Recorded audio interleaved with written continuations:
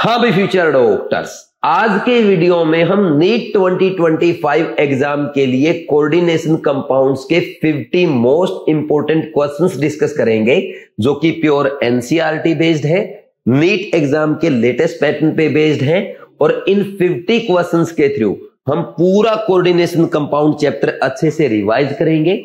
Examiner आपसे exam में क्या मिस्टेक करवा सकता है, या नीट 2025 एग्जाम में कोऑर्डिनेशन कंपाउंड चैप्टर की एनसीईआरटी के कौन से पॉइंट से क्वेश्चन पूछा जा सकता है, ये सारी बातें आज हम डिस्कस करेंगे। इसलिए आपको कंप्लीट वीडियो अच्छे से देखना है और जो भी इंपॉर्टेंट पॉइंट्स या मिस्टेक मैं आपको बताऊंगा उनको अलग से एक कॉपी में नोट करना है। एग्जाम से पहले बार बार अच्छे से रिवाइज करना है ताकि आपसे नीट एग्जाम में कोई भी मिस्टेक ना हो और आप केमिस्ट्री में 180 आउट ऑफ 180 स्कोर करके अपने ड्रीम कॉलेज में जाएं, अपने मम्मी पापा का नाम रोशन करें। ठीक है भाई, तो करते हैं स्टार्ट आज का वीडियो, जिसमें हम डिस्कस करेंगे कोऑर्डिनेशन कंपाउंड टेस्ट के सॉल्यूशन। देखो भाई, कोऑर्डिनेशन कंपाउंड आपका क्लास 12th का इनऑर्गेनिक केमिस्ट्री का चैप्टर है, इंपॉर्टेंट और कॉन्सेप्चुअल चैप्टर है। आपके एग्जाम में हर साल यहां से 3 से 4 क्वेश्चन पूछे जाते हैं, यानी अगर कोऑर्डिनेशन कंपाउंड आप अच्छे से प्रिपेयर करके जाते हैं तो इजीली आप नीट में 12 to 16 मार्क्स स्कोर कर सकते हैं। और इसके साथ साथ कोऑर्डिनेशन कंपाउंड मेडिकल फील्ड के लिए तो बहुत ज्यादा इंपॉर्टेंट है, क्योंकि आने वाले टाइम पे मेडिकल फील्ड में कोऑर्डिनेशन केमिस्ट्री बहुत ज्यादा इंपॉर्टेंट रोल प्ले करने वाली है। तो इसलिए आपको कोऑर्डिनेशन कंपाउंड को बिल्कुल भी इग्नोर नहीं करना है, बल्कि इसको और ज्यादा अच्छे से लर्न करना है, एक एक कॉन्सेप्ट को अच्छे से समझना है। और आपका कॉन्सेप्ट जो भी वीक है या कोई कॉन्सेप्ट आपको अच्छे से क्लियर नहीं है, वो आज के वीडियो में के थ्रू आपका क्लियर हो जाएगा। तो प्लीज आप कंप्लीट वीडियो जरूर देखें। इसके बाद अगर कोई डाउट है आप मेरे से बात कर सकते हैं, कमेंट सेक्शन में कमेंट करके पूछ सकते हैं। तो देखो भाई, टेस्ट के सॉल्यूशन स्टार्ट करने से पहले हमेशा की तरह हम इंपॉर्टेंट क्वेश्चन की लिस्ट बनाते हैं, जो आप रिवीजन के लिए नोट कर सकते हैं। इनमें है question number 1, 2, 5, 6, 7, 13, 15, 16, 18, 20, 25, 31, 32, 36, 37, 38, 40th, 42nd and 45th and 50th question. ये ऐसे क्वेश्चन है जो रिवीजन के लिए आप नोट कर सकते हैं। नोट करने का मतलब ये नहीं है कि इन क्वेश्चन का आपने स्टेटमेंट लिखा फिर इनका एक्सप्लेनेशन लिखा, ये नहीं बोला मैंने। इसका मतलब ये है, मान लीजिए दोबारा से आपको कोऑर्डिनेशन कंपाउंड टेस्ट को रिवाइज करना है और पूरा टेस्ट रिवाइज करने का टाइम आपके पास नहीं है, आप ओनली ये वाले क्वेश्चन प्रैक्टिस करेंगे। इनमें जो भी क्वेश्चन आपसे मिस्टेक होता है, आप जो सोल्व नहीं कर पाते हैं, उसका एक्सप्लेनेशन देख के अपना डाउट क्लियर कर लेंगे। ये मोस्ट इंपोर्टेंट क्वेश्चंस है। इन 20 क्वेश्चंस के थ्रू पूरा चैप्टर आपको दोबारा अच्छे से रिवाइज हो जाएगा। या यूं कह सकते हैं ये ऐसे क्वेश्चन है जिनमें आप मिस्टेक कर सकते हो, या जहां से एग्जामिनर आपसे के एग्जाम में क्वेश्चन पूछ सकता है। ठीक, करते हैं स्टार्ट वीडियो सॉल्यूशन। बट उससे पहले मैं हमेशा आपको बोलता हूं भाई, टेस्ट अटेम्प्ट करने से पहले अगर आप टेस्ट अटेम्प्ट करेंगे तो आपको कॉन्सेप्ट और ज्यादा क्लियर होंगे। जो चीजें आप भूल जाते हैं वो आपको टेस्ट अटेम्प्ट करने के बाद वीडियो सॉल्यूशन देखने से और ज्यादा अच्छे से याद होगी। तो जिन स्टूडेंट्स ने अभी तक टेस्ट अटेम्प्ट नहीं किया है, वो बीवाइज क्लासेस ऐप डाउनलोड करके केयर टेस्ट सीरीज ज्वाइन करके आप केयर टेस्ट में जाके कोऑर्डिनेशन कंपाउंड टेस्ट अटेम्प्ट कर सकते हैं, फिर इसका वीडियो सॉल्यूशन देख सकते हैं। कोई डाउट है 7340250100 इस नंबर पे कॉल करके बात कर सकते हैं। केयर टेस्ट सीरीज में आपको केमिस्ट्री के चैप्टर वाइज टेस्ट मिलते हैं, जिनके मैं आपको वीडियो सॉल्यूशन प्रोवाइड करता हूं। वीडियो सॉल्यूशन के थ्रू मैं आपको रिवाइज कराता हूं, इंपॉर्टेंट पॉइंट्स बताता हूं जो आपके एग्जाम में इस बार पूछे जा सकते हैं, और क्या मिस्टेक एग्जामिनर आपसे एग्जाम में करा सकता है, ये सारी बातें सिखाता हूं। और आप एग्जाम में आपको कौन से क्वेश्चन कौन से अटेम्प्ट में करना चाहिए, ये भी केयर टेस्ट में आपको केयर टेस्ट के वीडियो सॉल्यूशन में मैं आपको सिखाता हूं। इसके अलावा आपको केमिस्ट्री के रिवीजन टेस्ट मिलते हैं और साथ में मिलते हैं मेजर टेस्ट। मेजर टेस्ट के भी वीडियो सॉल्यूशन आपको लास्ट में प्रोवाइड किए जाएंगे एग्जाम से पहले, जिनके थ्रू मैं आपको पूरी केमिस्ट्री को लास्ट में 10 मेजर टेस्ट में कम से कम 2 से 3 बार रिवाइज कराऊंगा। बट पहले हमें चैप्टर अच्छे से सीखने हैं, तो चैप्टर के वीडियो सॉल्यूशन पे फोकस करते हैं। आज स्टार्ट करते हैं कोऑर्डिनेशन कंपाउंड का पहला क्वेश्चन। देखो भाई, when 1 mole of CrCl3.6H2O is treated with excess of AgNO3, 3 mole of AgCl are obtained. The formula of the complex is।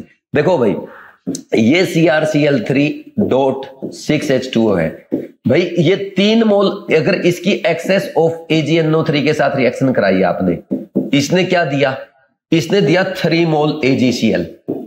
कब? इसके 1 मोल ने। ये कब पॉसिबल है भाई? ये तभी पॉसिबल है जब इसका 1 मोल 3 मोल Cl माइनस आयंस देगा। तो इसका 1 मोल 3 मोल Cl माइनस आयन कब देगा भाई? जब इसका फॉर्मूला ये बन जाएगा, ये फॉर्मूला होगा। क्योंकि कोऑर्डिनेशन कंपाउंड स्फीयर के अंदर जो है वो तो आयनाइज होगा नहीं, बाहर वाला आयनाइज होगा, तो तीनों Cl minus ion coordination sphere से बाहर होने चाहिए, तभी 3 मोल AgCl बनेगा। तो देख लो कौन सा आंसर है, 4th। ये आपका NCERT बेस्ड क्वेश्चन है, इजी क्वेश्चन है, ठीक है भाई। और ये आपके फर्स्ट अटेम्प्ट का क्वेश्चन है, कर लेंगे आराम से। ये तो उम्मीद है सबने कर लिया होगा। Next second question. Second question में क्या है? Match the complex species given in column 1। Column 1 में दे रखे हैं कॉम्प्लेक्स और कॉम्प्लेक्स 2 में दे रखा है टाइप ऑफ आइसोमेरिज्म। तो बोल रहा है कि कौन सा कंपाउंड क्या शो करेगा। देखो ये मैं इसको और बड़ा कर देता हूं। देखो भाई सबसे पहले क्या बोला इसने कि CONH3 4Cl2, ये क्या शो करेगा? ये भाई सिस ट्रांस आइसोमेरिज्म शो करता है, सिस ट्रांस। ठीक, ये अगर आप इसका बनाना चाहें ऐसे बना सकते हैं, ये Cl, ये Cl, ये इसकी सिस फॉर्म है, ये सिस है। और अगर ये ऐसे बनाएंगे आप, ये इसका ट्रांसफॉर्म है। ट्रांसफॉर्म में क्या हो जाएगा? एंगल 180 का हो जाएगा। देखो Cl COCl में 180 का है और सिस फॉर्म में 90 का होता है, सिस ट्रांस। ठीक, ये GI शो करेगा। तो पहला GI शो करेगा, ए का आ गया 4, ए का क्या आ गया 4। नेक्स्ट B सिस, अच्छा ये दे रखा है, सिस दे रखा है इसका, ये बनेगा आपका सिस इसका ये देखो En ट्वाइस Cl। देखो इसमें कोई भी सिमेट्री नहीं आएगी, और इसमें कोई भी सिमेट्री नहीं आएगी तो ये अनसिमेट्रिक, ना तो इसमें सेंटर ऑफ सिमेट्री है ना प्लेन ऑफ सिमेट्री है, तो ये ऑप्टिकली एक्टिव हो जाएगा। ठीक, जो भी बाइडेंटेट लिगेंड वाले आते हैं जनरली, अगर इनमें बाइडेंटेट लिगेंड है, दूसरा जनरली इनके सिस कंपाउंड क्या होते हैं? ऑप्टिकली एक्टिव होते हैं। बाकी और किसी के अगर आप कोई भी अगर मोनोडेंटेट वाले लेंगे ना, मोनोडेंटेट वाला कोई भी ऑप्टिकली एक्टिव होता ही नहीं है, ये याद रखो आप। ठीक, तो ये वाला क्या बोलेगा? जनरली मोनोडेंटेट वाला ऑप्टिकली एक्टिव नहीं होता, क्योंकि कहीं ना कहीं से उसमें सिमेट्री आ जाती है। तो ये क्या करेगा? ये optically active D and L isomer show करेगा, D एंड L आइसोमर बनाएगा। तो इसका 1 के साथ मैच कर गया। C वाला, ये देखो इसमें NO2 और Cl एक दूसरे के साथ इंटरचेंज कर सकते हैं, तो ये आयोनाइजेशन आइसोमेरिज्म शो करेगा। या NH3 और Cl भी इंटरचेंज कर सकते हैं। ठीक, यानी कोऑर्डिनेशन स्फीयर और आयोनाइजेशन स्फीयर के स्पीसीज आपस में इंटरचेंज कर रहे हैं, तो आयोनाइजेशन आइसोमेरिज्म सेकंड आ गया। और ये देखो ये दोनों कोऑर्डिनेशन स्फीयर में है, कैटायन भी और एनायन भी, ये +3 ये 3-। तो जब कोऑर्डिनेशन स्फीयर में होता cation as well as complex form में होता cation and as well as anion, then it show coordination isomerism. तो कौन सा आ गया इसका? ये थर्ड आ जाएगा। तो बोलो कौन सा है? 4 3 4 फिर B का 1, 4 के बाद 1 2 3, आंसर इज 4। आई थिंक ये पहले ही अटेम्प्ट का क्वेश्चन है, क्योंकि ये सारे एग्जांपल आपके NCERT के हैं। ठीक, ये NCERT बेस्ड क्वेश्चन है। अब मैं ये तो नहीं कहूंगा कि आपके नीट में आएगा एज इट इज, क्योंकि पिछले 2-3 सालों में आ चुके हैं ऐसे क्वेश्चन, है ना, और इजिली 2-3 साल का क्वेश्चन एग्जामिनर रिपीट नहीं करता है, बट फिर भी एग्जाम के लिए इंपॉर्टेंट है, क्योंकि NCERT के एग्जाम्पल है। ठीक, सेकंड अटेम्प्ट में कर सकते हो या फर्स्ट अटेम्प्ट में कर सकते हो। वैसे वो फर्स्ट अटेम्प्ट का ही क्वेश्चन है, सेकंड अटेम्प्ट तक जाने की जरूरत नहीं होनी चाहिए। अगर आप NCERT पैरेलल पढ़ रहे हैं, या भी वाइज क्लासेस का कृष्णा बैच देख रहे हैं, या रैंकर बैच से प्रिपरेशन कर रहे हैं, वो सब मैंने आपको NCERT का करवा रखा है। नेक्स्ट क्वेश्चन नंबर 3, असर्शन और रीजन। ये CrH2O6Cl2 and FeH2O6Cl2 are reducing in nature. ये सही बात है। देखो क्रोमियम यहाँ पे 2+ में है, तो क्रोमियम 2+ से क्रोमियम 3+ में जाएगा, 1 इलेक्ट्रॉन देगा। तो यहां पे क्या है? इसका 3d3 कॉन्फ़िगरेशन हो जाएगा, यानी T2G3 और Eg0। तो ये हाफ फील्ड है, हाफ फील्ड है तो इसकी स्टेबिलिटी ज्यादा होगी, तो ये किस में जाना चाहेगा? +2 से +3 में जाना चाहेगा। So it will work as good reducing agent, इसमें कोई डाउट नहीं है। सिमिलरली Fe2 का भी देखते हैं। Fe2+ किस में जाएगा? Fe3+ में जाएगा, 1 इलेक्ट्रॉन रिलीज करके, यहां पे कॉन्फ़िगरेशन आएगा 3d5 और वाटर क्या है, वीक फील्ड लिगेंड है, वीक फील्ड लिगेंड है तो पेयरिंग होगा नहीं, T2G3 और EG2 कॉन्फ़िगरेशन आएगा। तो ये कितना हो गया 5। इसमें क्या है, ये भी हाफ फील्ड कॉन्फ़िगरेशन है, इसकी भी स्टेबिलिटी ज्यादा होगी। और स्टेबिलिटी कब हो रहा है, एक इलेक्ट्रॉन रिलीज करके, यानी Fe2+ क्या करेगा, ये गुड रिड्यूसिंग एजेंट का काम करेगा। बोलो इसमें कोई डाउट नहीं होना चाहिए। तो रिड्यूसिंग तो है, दोनों असर्शन सही है। Unpaired electron are present in their orbital. देखो Cr2+ में 3d4 में, इसमें भी अनपेड इलेक्ट्रॉन है, Fe2+ 3d6 में भी अनपेड इलेक्ट्रॉन है। लेकिन ये रीजन नहीं है। रीजन क्या है भाई, इनका जो ऑक्सीडाइज प्रोडक्ट है Cr3+ और Fe3+, ये स्टेबल हो रहा है, ये इसलिए +2 से +3 में जाना चाहेंगे, एक इलेक्ट्रॉन देना चाहेंगे। रीजन सही जरूर है लेकिन एक्सप्लेन नहीं कर रहा। Reason doesn't explain assertion. ठीक है ना भाई, ये हो जाएगा। तो कौन सा आंसर है, both assertion and reason are correct. Reason is not correct explanation of assertion. Answer is 2. ये भी easy question. Next question number 4। देखो ये बढ़िया क्वेश्चन है। इसने क्या कर रखा है, विच of the following complex is formed by copper 2+ ion is least stable. इनमें सबसे कम स्टेबल कौन होगा। देखो एज वैल्यू ऑफ के इंक्रीज, के इंक्रीज होगा तो क्या होगा, log के भी इंक्रीज होगा तो स्टेबिलिटी ऑफ प्रोडक्ट बढ़ेगी कि नहीं बढ़ेगी। ठीक, सिंपल सी बात है। जब हम ये लिखते हैं ना, reactant is converting into product, तो यहां पे इनका लिखा जाता है equilibrium constant, concentration of product divide by concentration of reactant. तो यहां पे के अगर बढ़ेगा तो log के बढ़ेगा, या यूं बोल दो के बढ़ेगा तो कंसंट्रेशन ऑफ प्रोडक्ट बढ़ती है। ठीक, यानी इक्विलिब्रियम फॉरवर्ड जाएगा, और फॉरवर्ड जाएगा यानी स्टेबिलिटी ऑफ प्रोडक्ट बढ़ रही है। इसका मतलब ये हो गया। तो के बढ़ने से स्टेबिलिटी ऑफ प्रोडक्ट बढ़ता है। तो के सबसे ज्यादा जिसका है उसकी स्टेबिलिटी सबसे ज्यादा है। तो अब इनमें चेक कर लो भाई, सबसे ज्यादा स्टेबिलिटी किसकी होगी। स्टेबिलिटी की अगर बात करें, 4 कॉम्प्लेक्स दे रखे हैं, CN4 2-, इसकी स्टेबिलिटी सबसे ज्यादा है। इससे कम CuEn ट्वाइस वाले की है, और फिर उससे कम CuNH3 वाले की है, और उससे कम CuH2O वाले की है। ठीक, ये ऑर्डर आ जाएगा स्टेबिलिटी का। जिसका के ज्यादा उसकी स्टेबिलिटी ज्यादा। तो उसने क्या पूछा, लीस्ट स्टेबल। Answer is 4।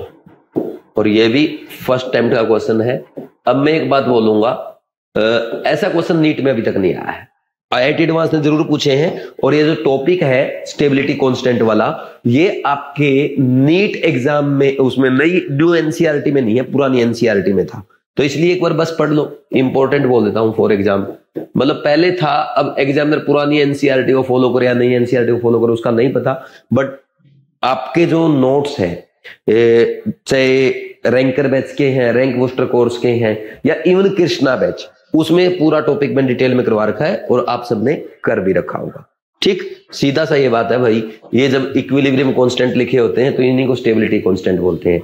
अगर किसी का डिस्टेबिलिटी कांस्टेंट पूछा जाए या अनस्टेबिलिटी कांस्टेंट पूछा जाए तो उसका रिवर्स हो जाएगा, जो के आ रहा है उसका रिवर्स कर देना। That is called instability constant या unstability constant. Next question number, अच्छा कौन से अटेम्प्ट का ये लिख दिया मैंने, फर्स्ट अटेम्प्ट का था। Next 5th question, what is true about MnCl63- FeCF63- COs F63-। ये आपके एनसीईआरटी बेस्ड क्वेश्चन है। देखो जितने भी एग्जांपल मैंने आपके नोट्स में दिए हैं ना, एक भी एग्जांपल, मतलब नोट्स नहीं, जितने पेपर में है एक भी आउट ऑफ एनसीईआरटी नहीं है। इसलिए मैंने बोला कि एनसीईआरटी की एक एक लाइन आपको अच्छे से रिवाइज हो जाएगी अगर आप टेस्ट अटेम्प्ट करके वीडियो सॉल्यूशन देखते हैं। तो what is true about MnCl63-। तो देखो MnCl63-, एक तो इनके आउटर ऑर्बिटल कॉम्प्लेक्स पूछ रहा, हाइब्रिडाइजेशन, पैरामैग्नेटिज्म है या क्या है, और अनपेड इलेक्ट्रॉन। तो हर उसका फाइंड आउट कर लेते हैं। MnCl63-, देखो सबसे पहले इसमें Mn कौन सी ऑक्सीडेशन स्टेट में है, +3 में। तो +3 में क्या होगा, 3d4 सॉरी, और 3d4 होगा तो पेयरिंग तो होगा नहीं। क्यों, क्योंकि यहां पे Cl- क्या है, वीक फील्ड लिगेंड है, और वीक फील्ड लिगेंड पेयरिंग नहीं करवाते हैं। ठीक, तो यहां पे ये 4 इलेक्ट्रॉन आ गए ऐसे। तो अब नेक्स्ट ये देखो 3d, ये 4s, 4p और 4d।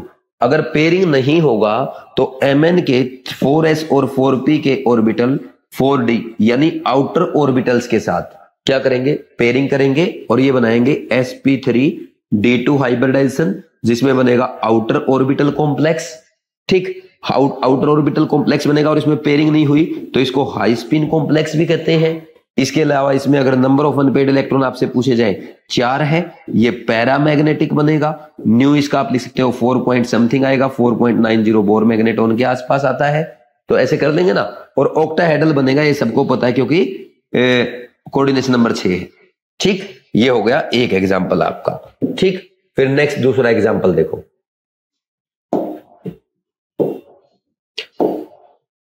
दूसरा है Fe(F6)3-। इसमें क्या करेंगे, Fe+3 में है, वही 3d5 कॉन्फ़िगरेशन आएगा और पेयरिंग इस बार भी नहीं होगी। क्यों? क्योंकि वीक फील्ड लिगेंड है और वीक फील्ड लिगेंड है तो क्या हो जाएगा 3d 4s 4p 4d 1 2 3 4 5। F- week field ligand है, पेयरिंग नहीं होगा। पेयरिंग नहीं होगा तो आप जानते हो क्या होगा, 4s 4p और 4d के ओवरलैप करेंगे, sp3d2 हाइब्रिडाइजेशन करेंगे। ठीक, और आउटर ऑर्बिटल कॉम्प्लेक्स बनेगा, हाई स्पिन कॉम्प्लेक्स बनेगा, नंबर ऑफ अनपेयर्ड इलेक्ट्रॉन 5 रहेंगे, पैरामैग्नेटिक होगा। न्यू आप लिख सकते हो, न्यू कितना हो जाएगा इससे, न्यू हो जाएगा 5.92 बोर मैग्नेटॉन। ठीक, और ऑक्टाहेड्रल तो बनेगा ही बनेगा, ये आप सब जानते हैं। ठीक, नेक्स्ट आ जाओ आप। नेक्स्ट कौन सा अपना COF63-, COF63-। इसमें देखो कोबाल्ट +3 में है, कोबाल्ट +3 में क्या होगा, 3d6 होगा और 3d6 है और F- है तो पेयरिंग तो होगी नहीं। 1 2 3 4 5 6 3d 4s 4p 4d, सब में यही है। असल में देखा जाए तो वो as it is copy paste कर देना चाहिए यहाँ पे। ठीक, ये क्या है, F- फिर से वीक फील्ड लिगेंड है तो पेयरिंग इसमें होगा नहीं, और पेयरिंग नहीं होगा तो 4s 4p और 4d का ऑर्बिटल्स पार्टिसिपेट करेगा तो क्या बनेगा, फिर वही आपका आउटर ऑर्बिटल कॉम्प्लेक्स बनेगा, हाई स्पिन कॉम्प्लेक्स बनेगा, नंबर ऑफ अनपेयर्ड इलेक्ट्रॉन 4 रहेगा, न्यू 4.90 बोर मैग्नेटॉन हो जाएगा, और इसके अलावा पैरामैग्नेटिक होगा और ऑक्टाहेड्रल कॉम्प्लेक्स बनेगा। अब देख लो कौन से किसके बारे में क्या सच्चाई है। देखो सबसे पहली बात, सारे आउटर ऑर्बिटल कॉम्प्लेक्स बन रहे हैं, बिल्कुल सही है। सब sp3d2 हाइब्रिडाइजेशन सही है, सारे के सारे पैरामैग्नेटिक है। पहले में 4, दूसरे में 5, तीसरे में 4 unpaired electron. All statements are correct, answer is 4। अब ऐसे क्वेश्चन को आपको मैं कहूंगा फर्स्ट सेकंड अटेम्प्ट में नहीं करना चाहिए। आप बोलेंगे सर हमें तो याद रहता है, भाई कितना ही याद रहे, एग्जाम में कई बार गलती होने के चांस होते हैं। तो एटलीस्ट सेकंड अटेम्प्ट में अगर आप बहुत स्ट्रांग है कोऑर्डिनेशन कंपाउंड में, और अगर आपको टाइम लगता है जैसे मैंने सोल्व करके दिखाया ऐसे सोल्व करना पड़ता है, तो थर्ड अटेम्प्ट से पहले ऐसे क्वेश्चन को कभी भी ना करें। ठीक, अब आप इनको आराम से कर सकते हैं, कुछ लिखने की जरूरत मेरे ख्याल में नहीं होगी। जो इसको जरूरत है वो भाई वीडियो पॉज करके नोट कर लिया करें। फिर नेक्स्ट है भाई question number 6, identify the incorrect statement. क्या है पहला, molecular formula of tetra ammine di aqua cobalt 3 chloride is. देखो मैं आपको लिख के दिखाता हूं, फिर आप खुद चेक करना सही है क्या। देखो जब भी आपके सबसे पहले कैटायन का नेम लिखा जाता है, कैटायन पहले लिखा होता है और एनायन हमेशा बाद में लिखा जाता है। अब कैटायन कॉम्प्लेक्स फॉर्म में है या सिंपल है, या एनायन कॉम्प्लेक्स फॉर्म में या सिंपल, उससे मतलब नहीं है। कैटायन हमेशा पहले, एनायन बाद में लिखा जाएगा।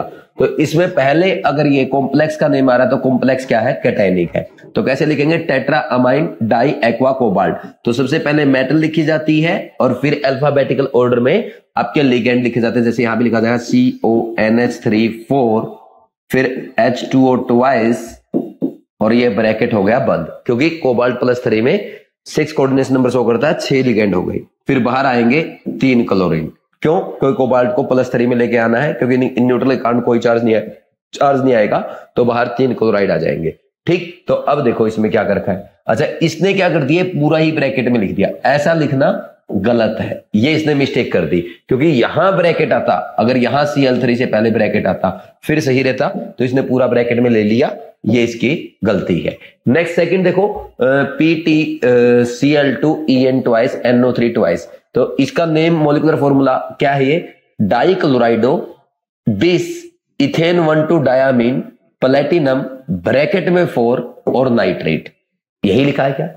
बिल्कुल यही लिखा है, तो सही है, सेकंड वाला सही है। थर्ड वाले पे आ जाओ, molecular formula of this compound iron, क्या लिखा? आयरन, फिर ब्रैकेट शुरू हो जाएगा क्योंकि कॉम्प्लेक्स है, Fe हेक्सासाइनोफेरेट, ये CN6। अब क्वेश्चन ये है कि इस पे +3 आना चाहिए, इस पे +2 आना चाहिए, ये कैसे पॉसिबल है?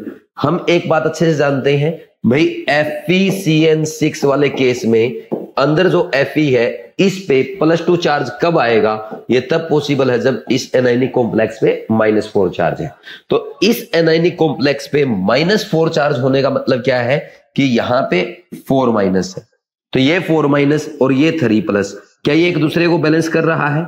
बिल्कुल भी नहीं कर रहा। तो कैसे कर सकता है भाई? आप एक काम करो, कैटायन और एनायन पे चार्ज सेम होना चाहिए, सॉरी एनायन चार्ज इक्वल होना चाहिए ताकि एक दूसरे को न्यूट्रलाइज कर सके। तो एक काम करो, इसको तो हम 4 से मल्टीप्लाई कर देते हैं, 4 × 12 +12 चार्ज, और इसको 3 से मल्टीप्लाई कर दो, -12 चार्ज टोटल एनायन पे, तो एनायन का और कैटायन का चार्ज इक्वल हो जाएगा, टोटल न्यूट्रलाइज हो जाएगा। क्या यही लिखा है? बिल्कुल सही है। नेक्स्ट, ये बहुत इंपॉर्टेंट क्वेश्चन है, मुझे पता नहीं क्यों लग रहा है कि इस बार ये आपके एग्जाम में आ सकता है, ये वाला आ सकता है। मैं पूरा क्वेश्चन एज इट इज तो नहीं कहूंगा, ये आ सकता है। ये फॉर्मूला देके आपसे नेम पूछ ले, या जैसे मैंने पूछा है कि ये नेम देके फॉर्मूला पूछा जाए, ठीक, और ये आपके उसमें भी आएगा प्रैक्टिकल ऑर्गेनिक केमिस्ट्री में as well as salt analysis में। तो बहुत इंपॉर्टेंट है, वेरी वेरी इंपॉर्टेंट, बेसिकली लेना, very important, very very important for NEET 2025 आ सकता है, ठीक है ना, एज इट इज आ सकता है। तो ये इंपॉर्टेंट है, आप जरूर लिख लेना अपनी कॉपी में, समझ के इसको। Next, if complex starts with metal it is anionic complex, ये बात भी सही है, क्योंकि अगर मान लीजिए पहले कॉम्प्लेक्स मेटल आ गई, फिर यहां पे जो कॉम्प्लेक्स आएगा वो एनायनिक अपने आप हो जाएगा, क्योंकि मेटल क्या होती है? मेटल आपकी कैटायनिक होती है, कैटायन के बाद क्या आएगा? एनायन, ये कैटायन है तो ये क्या हो जाएगा? एनायन हो जाएगा, वो मैंने आपको पहले ही बताया है, तो ये सही है। तो ओनली फर्स्ट स्टेटमेंट रॉन्ग है, तो 6th का आंसर आ जाएगा 1। और ऐसे क्वेश्चन को आप फर्स्ट या सेकंड अटेम्प्ट तक कर सकते हैं आराम से। अच्छा क्वेश्चन था, इजी क्वेश्चन था, काफी चीजें आपको रिवाइज करा। नेक्स्ट क्वेश्चन नंबर 7 आएगा, the excess of copper and iron are removed by chelating ligand. Very very important, लिखो, नीट 2025 में आ सकता है, नीट 2025 में आ सकता है। और मैं लिखूंगा, हे एग्जामिनर, ये क्वेश्चन इस बार नीट एग्जाम में जरूर पूछो, क्योंकि ये एनसीईआरटी में कोऑर्डिनेशन कंपाउंड की एप्लीकेशंस में लास्ट पेज पे समरी से पहले लिखा हुआ है और एज इट इज एग्जाम में आ सकता है। तो अब देखो, कॉपर, एक्सेस ऑफ कॉपर को कैसे निकालते हैं? Excess of copper is removed by forming chelating ligand, by forming complex with chelating ligand D penicillamine, and iron is removed by forming complex with desferrioxamine, ये डिसफेरिओक्साइम B। मैं कैसे याद रखता हूं? उल्टा सीधा कभी हो सकता है क्या? बिल्कुल हो सकता है, कंफ्यूजन हो सकता है, जैसा कि ऑप्शन 3 में लिखा है। आप ऐसे याद रखो, आयरन, आयरन के लिए क्या यूज करते हो? फेरी, फेरस करते हैं ना, फेरिक फेरस यूज, तो ये इसमें आ रहा है। और पेनिसिलिन, ये कॉपर में क्या है? C आ रहा है, तो C यहां पे आ रहा है इसका। तो ऐसे याद रखता हूं मैं कि ये आयरन के लिए और ये कॉपर के लिए, तो आंसर क्या आ जाएगा? 4 आ जाएगा। ऐसे ही आप भी याद कर लें, और मैंने रैंकर बैच में भी बोला है, कृष्णा बैच में भी बोला, ये बहुत ज्यादा इंपॉर्टेंट पॉइंट है, एग्जाम में पूछा जा सकता है। तो लिख लो, इस पर नीट 2025 में आ सकता है। मैं लिखूंगा, हे एग्जामिनर, ये क्वेश्चन एग्जाम में जरूर पूछो, ठीक। और जहां मैं लिख देता हूं कि हे एग्जामिनर, क्वेश्चन एग्जाम में जरूर पूछो, मोस्ट ऑफ द केस में वो question as it is exam में आ जाते हैं, ठीक। नेक्स्ट क्वेश्चन नंबर, ये फर्स्ट अटेम्प्ट का क्वेश्चन था भाई, क्वेश्चन नंबर 8 करो अब। Di carbonyl dimanganese 0 deca carbonyl dimanganese 0 is made up of 2 square pyramidal MnCO5 unit joined by. ये बिल्कुल अच्छा क्वेश्चन है, इंपॉर्टेंट फॉर नीट 2025। यहां से भी आ सकता है क्योंकि काफी टाइम से कार्बोनिल कंपाउंड से एग्जामिनर ने क्वेश्चन नहीं पूछा है। ठीक, अब ये हो गया आपका, ये बनेगा Mn, यहां पे ये CO, ये CO, इसको थोड़ा सा मैं ऐसे करता हूं, इसको थोड़ा सा ऐसे दिखाने की कोशिश करते हैं। इसको आप ऐसा समझ सकते हैं कि यहां पे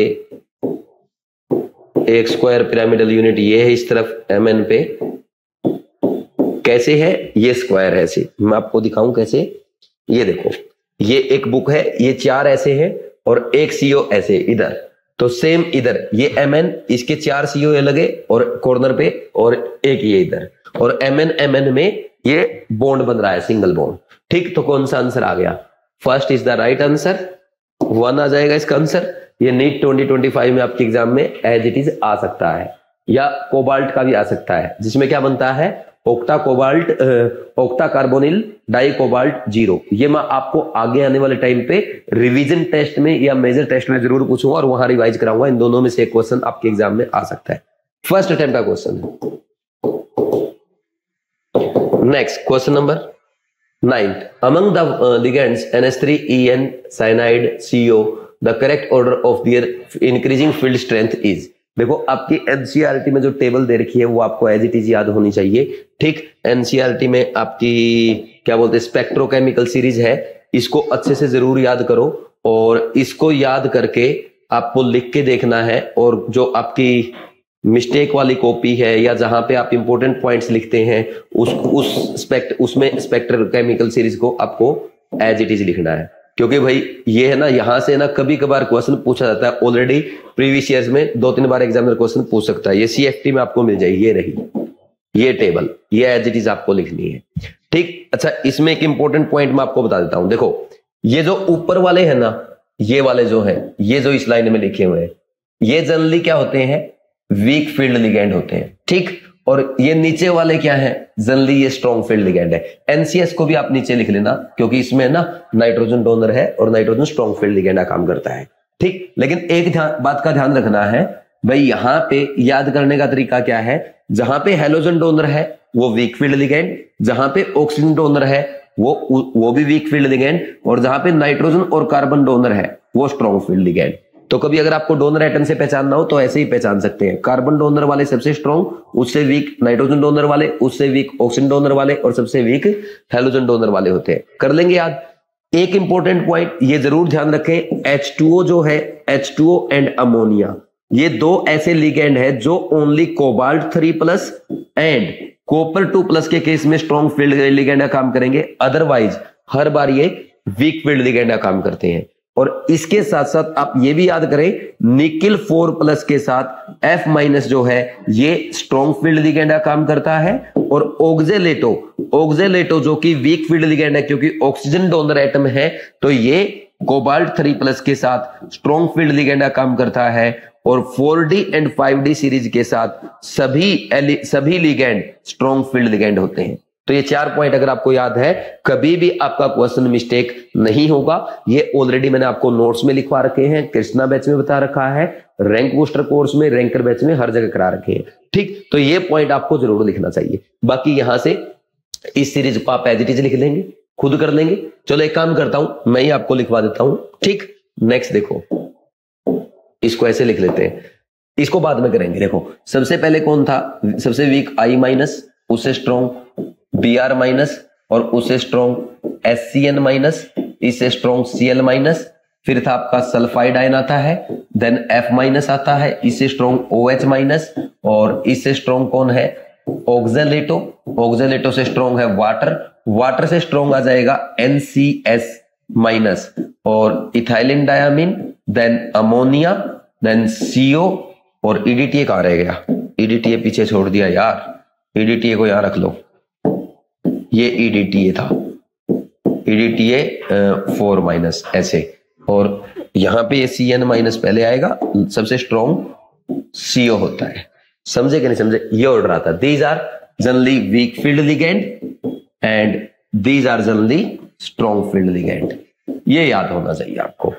ठीक, अब इसमें देखना, ये एक्सपेरिमेंटली ये सीरीज बनाई गई है। कैसे बनाई गई थी भाई, जो जब भी है ना लिगेंड मेटल एटम को अप्रोच करते हैं तो वो क्या करते हैं, उसके 5 डीजेनरेट ऑर्बिटल्स की क्रिस्टल फील्ड स्प्लिटिंग कर देते हैं ऐसे T2G और EG ऑर्बिटल में। तो यहाँ पे इनके बीच में जो एनर्जी गैप आता, this is known as crystal field stabilisation energy. तो जिसके केस में क्रिस्टल फील्ड स्टेबलाइजेशन एनर्जी ज्यादा होगी तो इसमें गैप ज्यादा आएगा, तो वहां पे ज्यादा एनर्जी की लाइट एब्जॉर्ब करेगा। तो जिस केस में कॉम्प्लेक्स लिगेंड के साथ ज्यादा एनर्जी की लाइट एब्जॉर्ब कर रहा है, इसका मतलब CFSC ज्यादा है, इसका मतलब वो स्ट्रॉन्ग फील्ड लिगेंड है। तो ऐसे ही ऑर्डर में अरेंज किए गए थे। ठीक, तो एक तो आपको ये सीरीज याद रखनी है, दूसरा मैंने आपको नोट डलवा रखा है NCERT के, ये नोट डलवा रखा 4 पॉइंट क्वेश्चन सोल्व करने के लिए। सबसे पहला ये है H2 and ammonia work as strong field ligand in case of cobalt 3+ and copper 2+ only। और मैं यहां पे इस पॉइंट पे स्ट्रेंथ दूंगा, ध्यान देना, कोबाल्ट 3+ एंड कॉपर 2+ के केस में ओनली। अगर कोबाल्ट 2+ भी हो गया ना, वहां पे भी वाटर और अमोनिया वीक फील्ड लिगेंड है।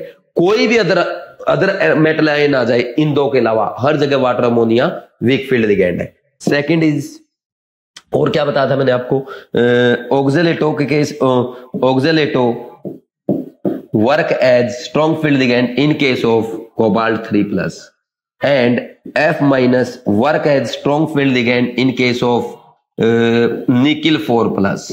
And fourth point is all ligands work as strong field ligand in case of 4D and 5D metals।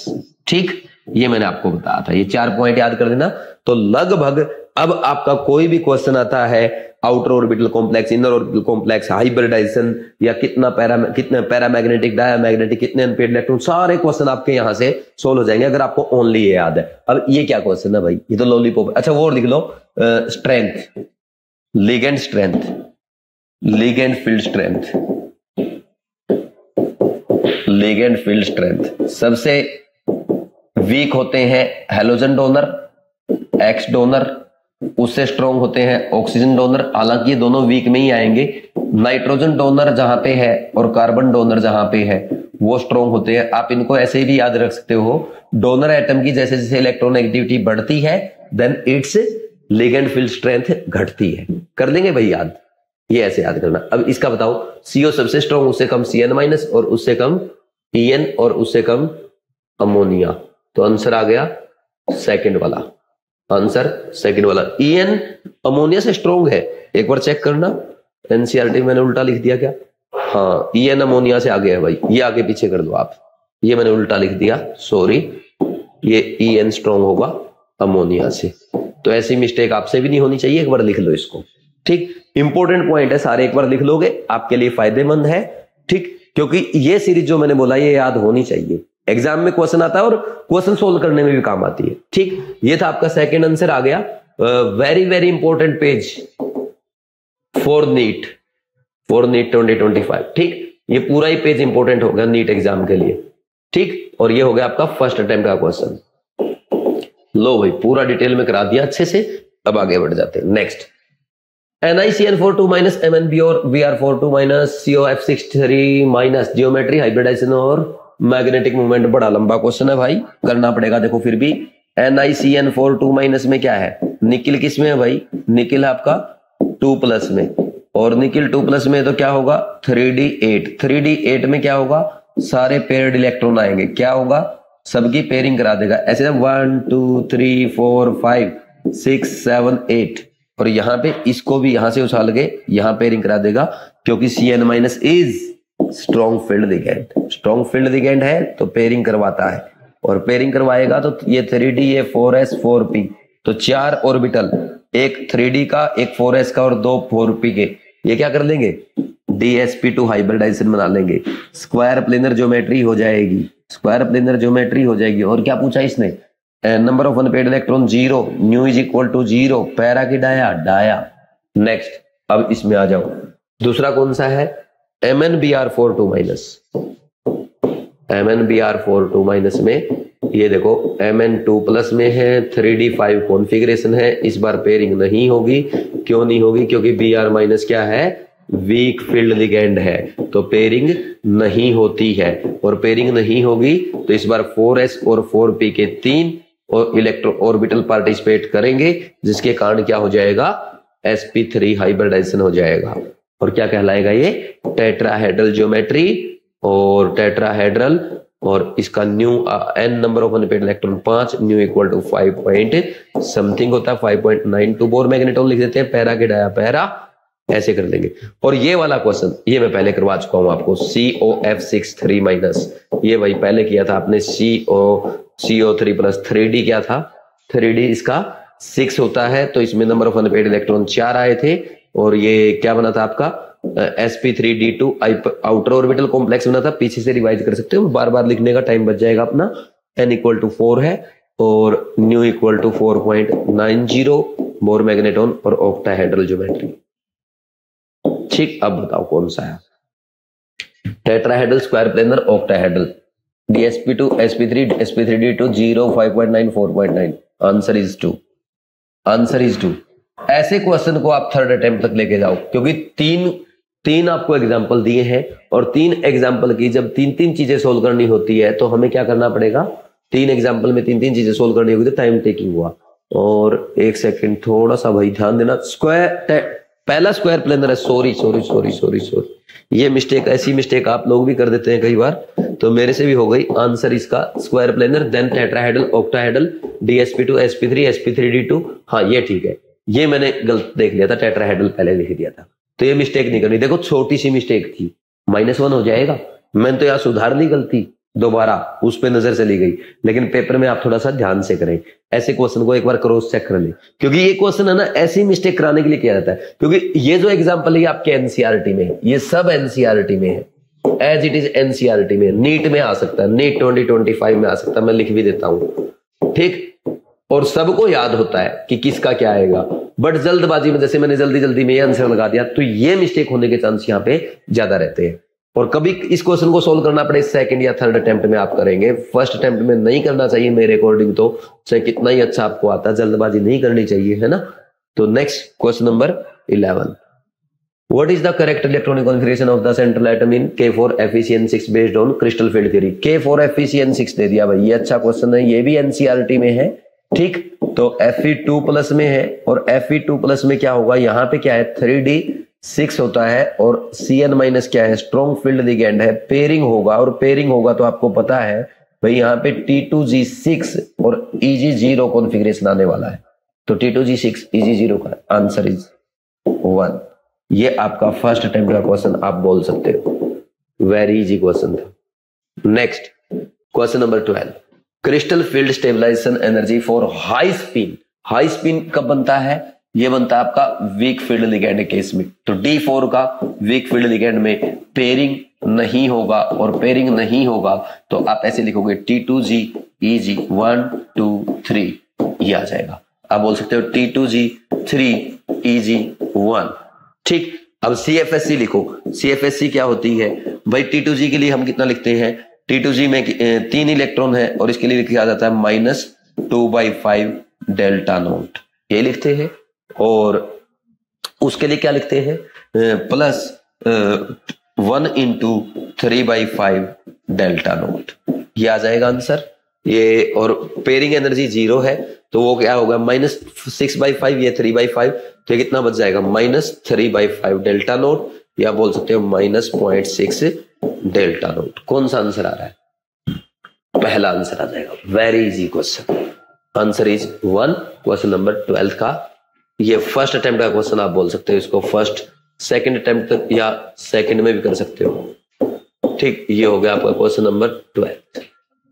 फिर नेक्स्ट है question number 13, red precipitate is obtained when ethanol solution of dimethylglyoxide is added to ammoniacal Ni2+, which of the following statement is true। देखो बहुत ही important question है भाई, ये आपका ना ये डाइमिथाइलग्लाइऑक्साइड है, तो इसकी रिएक्शन मैं आपको लिख के दिखाता हूं, लिख लो सबसे पहले तो, वेरी वेरी इंपॉर्टेंट, नीट 2025 में आएगा, ठीक। क्यों आएगा, क्योंकि भाई ये आपके कोऑर्डिनेशन कंपाउंड में भी पढ़ाते हैं, और साथ में ना ये सोल्ट एनालिसिस में भी आता है, और मैंने आपको जब ये कोऑर्डिनेशन कंपाउंड में एप्लीकेशंस में आपके रैंकर बैच में या रैंक बूस्टर कोर्स में पढ़ा, वहां भी लिखा है, हर बार बोलता हूं एग्जाम में आएगा, और कृष्णा बैच में भी बोला है, और साथ में जब मैं सॉल्ट एनालिसिस में पढ़ाता हूं वहां भी बोलता हूं। तो बहुत इंपॉर्टेंट क्वेश्चन है, अच्छे से पढ़ना। ठीक, देखो भले ही एग्जाम में आए या ना आए मुझे मतलब नहीं है, लेकिन ये क्वेश्चन आपको आना चाहिए। मेन पॉइंट ये है, क्योंकि हमारा टारगेट है 180 आउट ऑफ 180, और हम कोई भी रिस्क किसी भी टाइप का किसी भी कीमत पे नहीं ले सकते हैं। ये है आपका NOH। ठीक, इसमें 2 मोल NH4OH ले लेते हैं। ठीक, बेसिक मीडियम अल्कलाइन मीडियम लेना होता है, अमोनिया का मतलब यही होता है, NH4OH डाल दिया तो ये बेसिक क्या करेगा, यहां से इसकी H+ निकाल देगा, और ये जो प्रोडक्ट बनेगा वैसा बनेगा। निकिल 2+ में है तो यहां से इधर से 4 बॉन्ड आएंगे स्क्वायर प्लेनर ज्योमेट्री में, नाइट्रोजन कोऑर्डिनेट करेगा, इधर से सब जगह नाइट्रोजन कोऑर्डिनेट कर रहा है। पहले तो ये जानो कि नाइट्रोजन डोनर एटम होता है इसमें, कुछ बच्चे सोचते हैं कि ऑक्सीजन डोनर एटम होगा, ऑक्सीजन डोनर एटम नहीं होता। यहाँ पे ये रहता है एक ऑक्सीजन का, एक तो गया इसका H+, ठीक, अब एक का दूसरी तरफ से गया होगा ये ऐसे, ठीक, ये अब ऐसे बनेगा, ये देखो,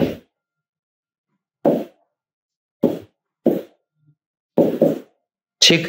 अब यहां पे ये करते हैं ऐसे हाइड्रोजन बॉन्डिंग, ऐसे हाइड्रोजन बॉन्डिंग करेगा ये हाइड्रोजन बॉन्डिंग करेगा। अब इस पे क्या क्या क्वेश्चन आ सकते हैं मैं बताता हूं आपको। देखो सबसे पहला निकिल क्या हो जाएगा, 2+ है, DsP2 हाइब्रिडाइजेशन और स्क्वायर प्लेनर ज्योमेट्री, एक क्वेश्चन तो ये आता है। दूसरा, ये चिलेट कंपाउंड बनता है क्योंकि चिलेटिंग लिगेंड है, डाइमिथाइल ग्लाइकोजाइम। तो इसमें यहां पे ये जो चिलेट रिंग बन रही, ये चिलेट रिंग, ये 2 चिलेट रिंग, कितने मेंबर है, 2 चिलेट रिंग है, 2 चिलेट रिंग कितने मेंबर, 5 मेंबर की है। ठीक, ये पूछा जाता है, ये IIT ने पूछा था। इसके अलावा ये रिंग बन रही है हाइड्रोजन बॉन्डिंग की वजह से, कितने मेंबर की, 6, ये 2 रिंग बन रही, 2 हाइड्रोजन बॉन्डिंग रिंग कितने मेंबर की है, 6 मेंबर है, 6 मेंबर। तो ये आपको याद रखना है, ये नीट एग्जाम में एज इट इज पूछा जा सकता है, क्योंकि ये सब एक क्वेश्चन में एक बार IIT एडवांस ने पूछा था। तो अब आ जाओ अपने क्वेश्चन पे। सबसे पहला, हाँ एक और, इसका कलर ये रोजी रेड PPT बनाता है। कैसी, रोजी रेड PPT या स्कारलेट रेड PPT बोलते हैं, गाढ़ा लाल PPT बनाता है, एकदम गाढ़ा। ठीक, तो पहला red complex has square planar geometry, सही है। Complex has symmetrical hydrogen bonding, बिल्कुल ऊपर नीचे सिमेट्रिकल हाइड्रोजन बॉन्डिंग है। ध्यान रखना स्क्वायर प्लेनर होता है, ऐसे प्लेन में होता है, और ये हाइड्रोजन बॉन्डिंग ऐसे बन रही है। ठीक, next, red complex as a tetrahedral geometry, ये रॉन्ग है। Dimethyl glyoxime function as bidentate ligand, बिल्कुल सही, ये 2 डोनर एटम है इसमें, तो रॉन्ग हो गया, थर्ड, आंसर इज थर्ड। तो जिस बच्चे को ने अच्छे से पढ़ रखा है रैंकर बैच में या कृष्णा बैच में या टेस्ट सीरीज से, वो इसको देखते ही कर देगा, उसको सोल्व करने की भी जरूरत नहीं, उसको लिख के देखने की भी जरूरत नहीं है, वो इसको फर्स्ट अटेम्प्ट में कर लेगा, नहीं तो सेकंड अटेम्प्ट तो मिनिमम सबका लगेगा ही लगेगा। ठीक, इसमें कुछ नोट करना जरूर नोट करो, क्योंकि बहुत इंपॉर्टेंट क्वेश्चन है।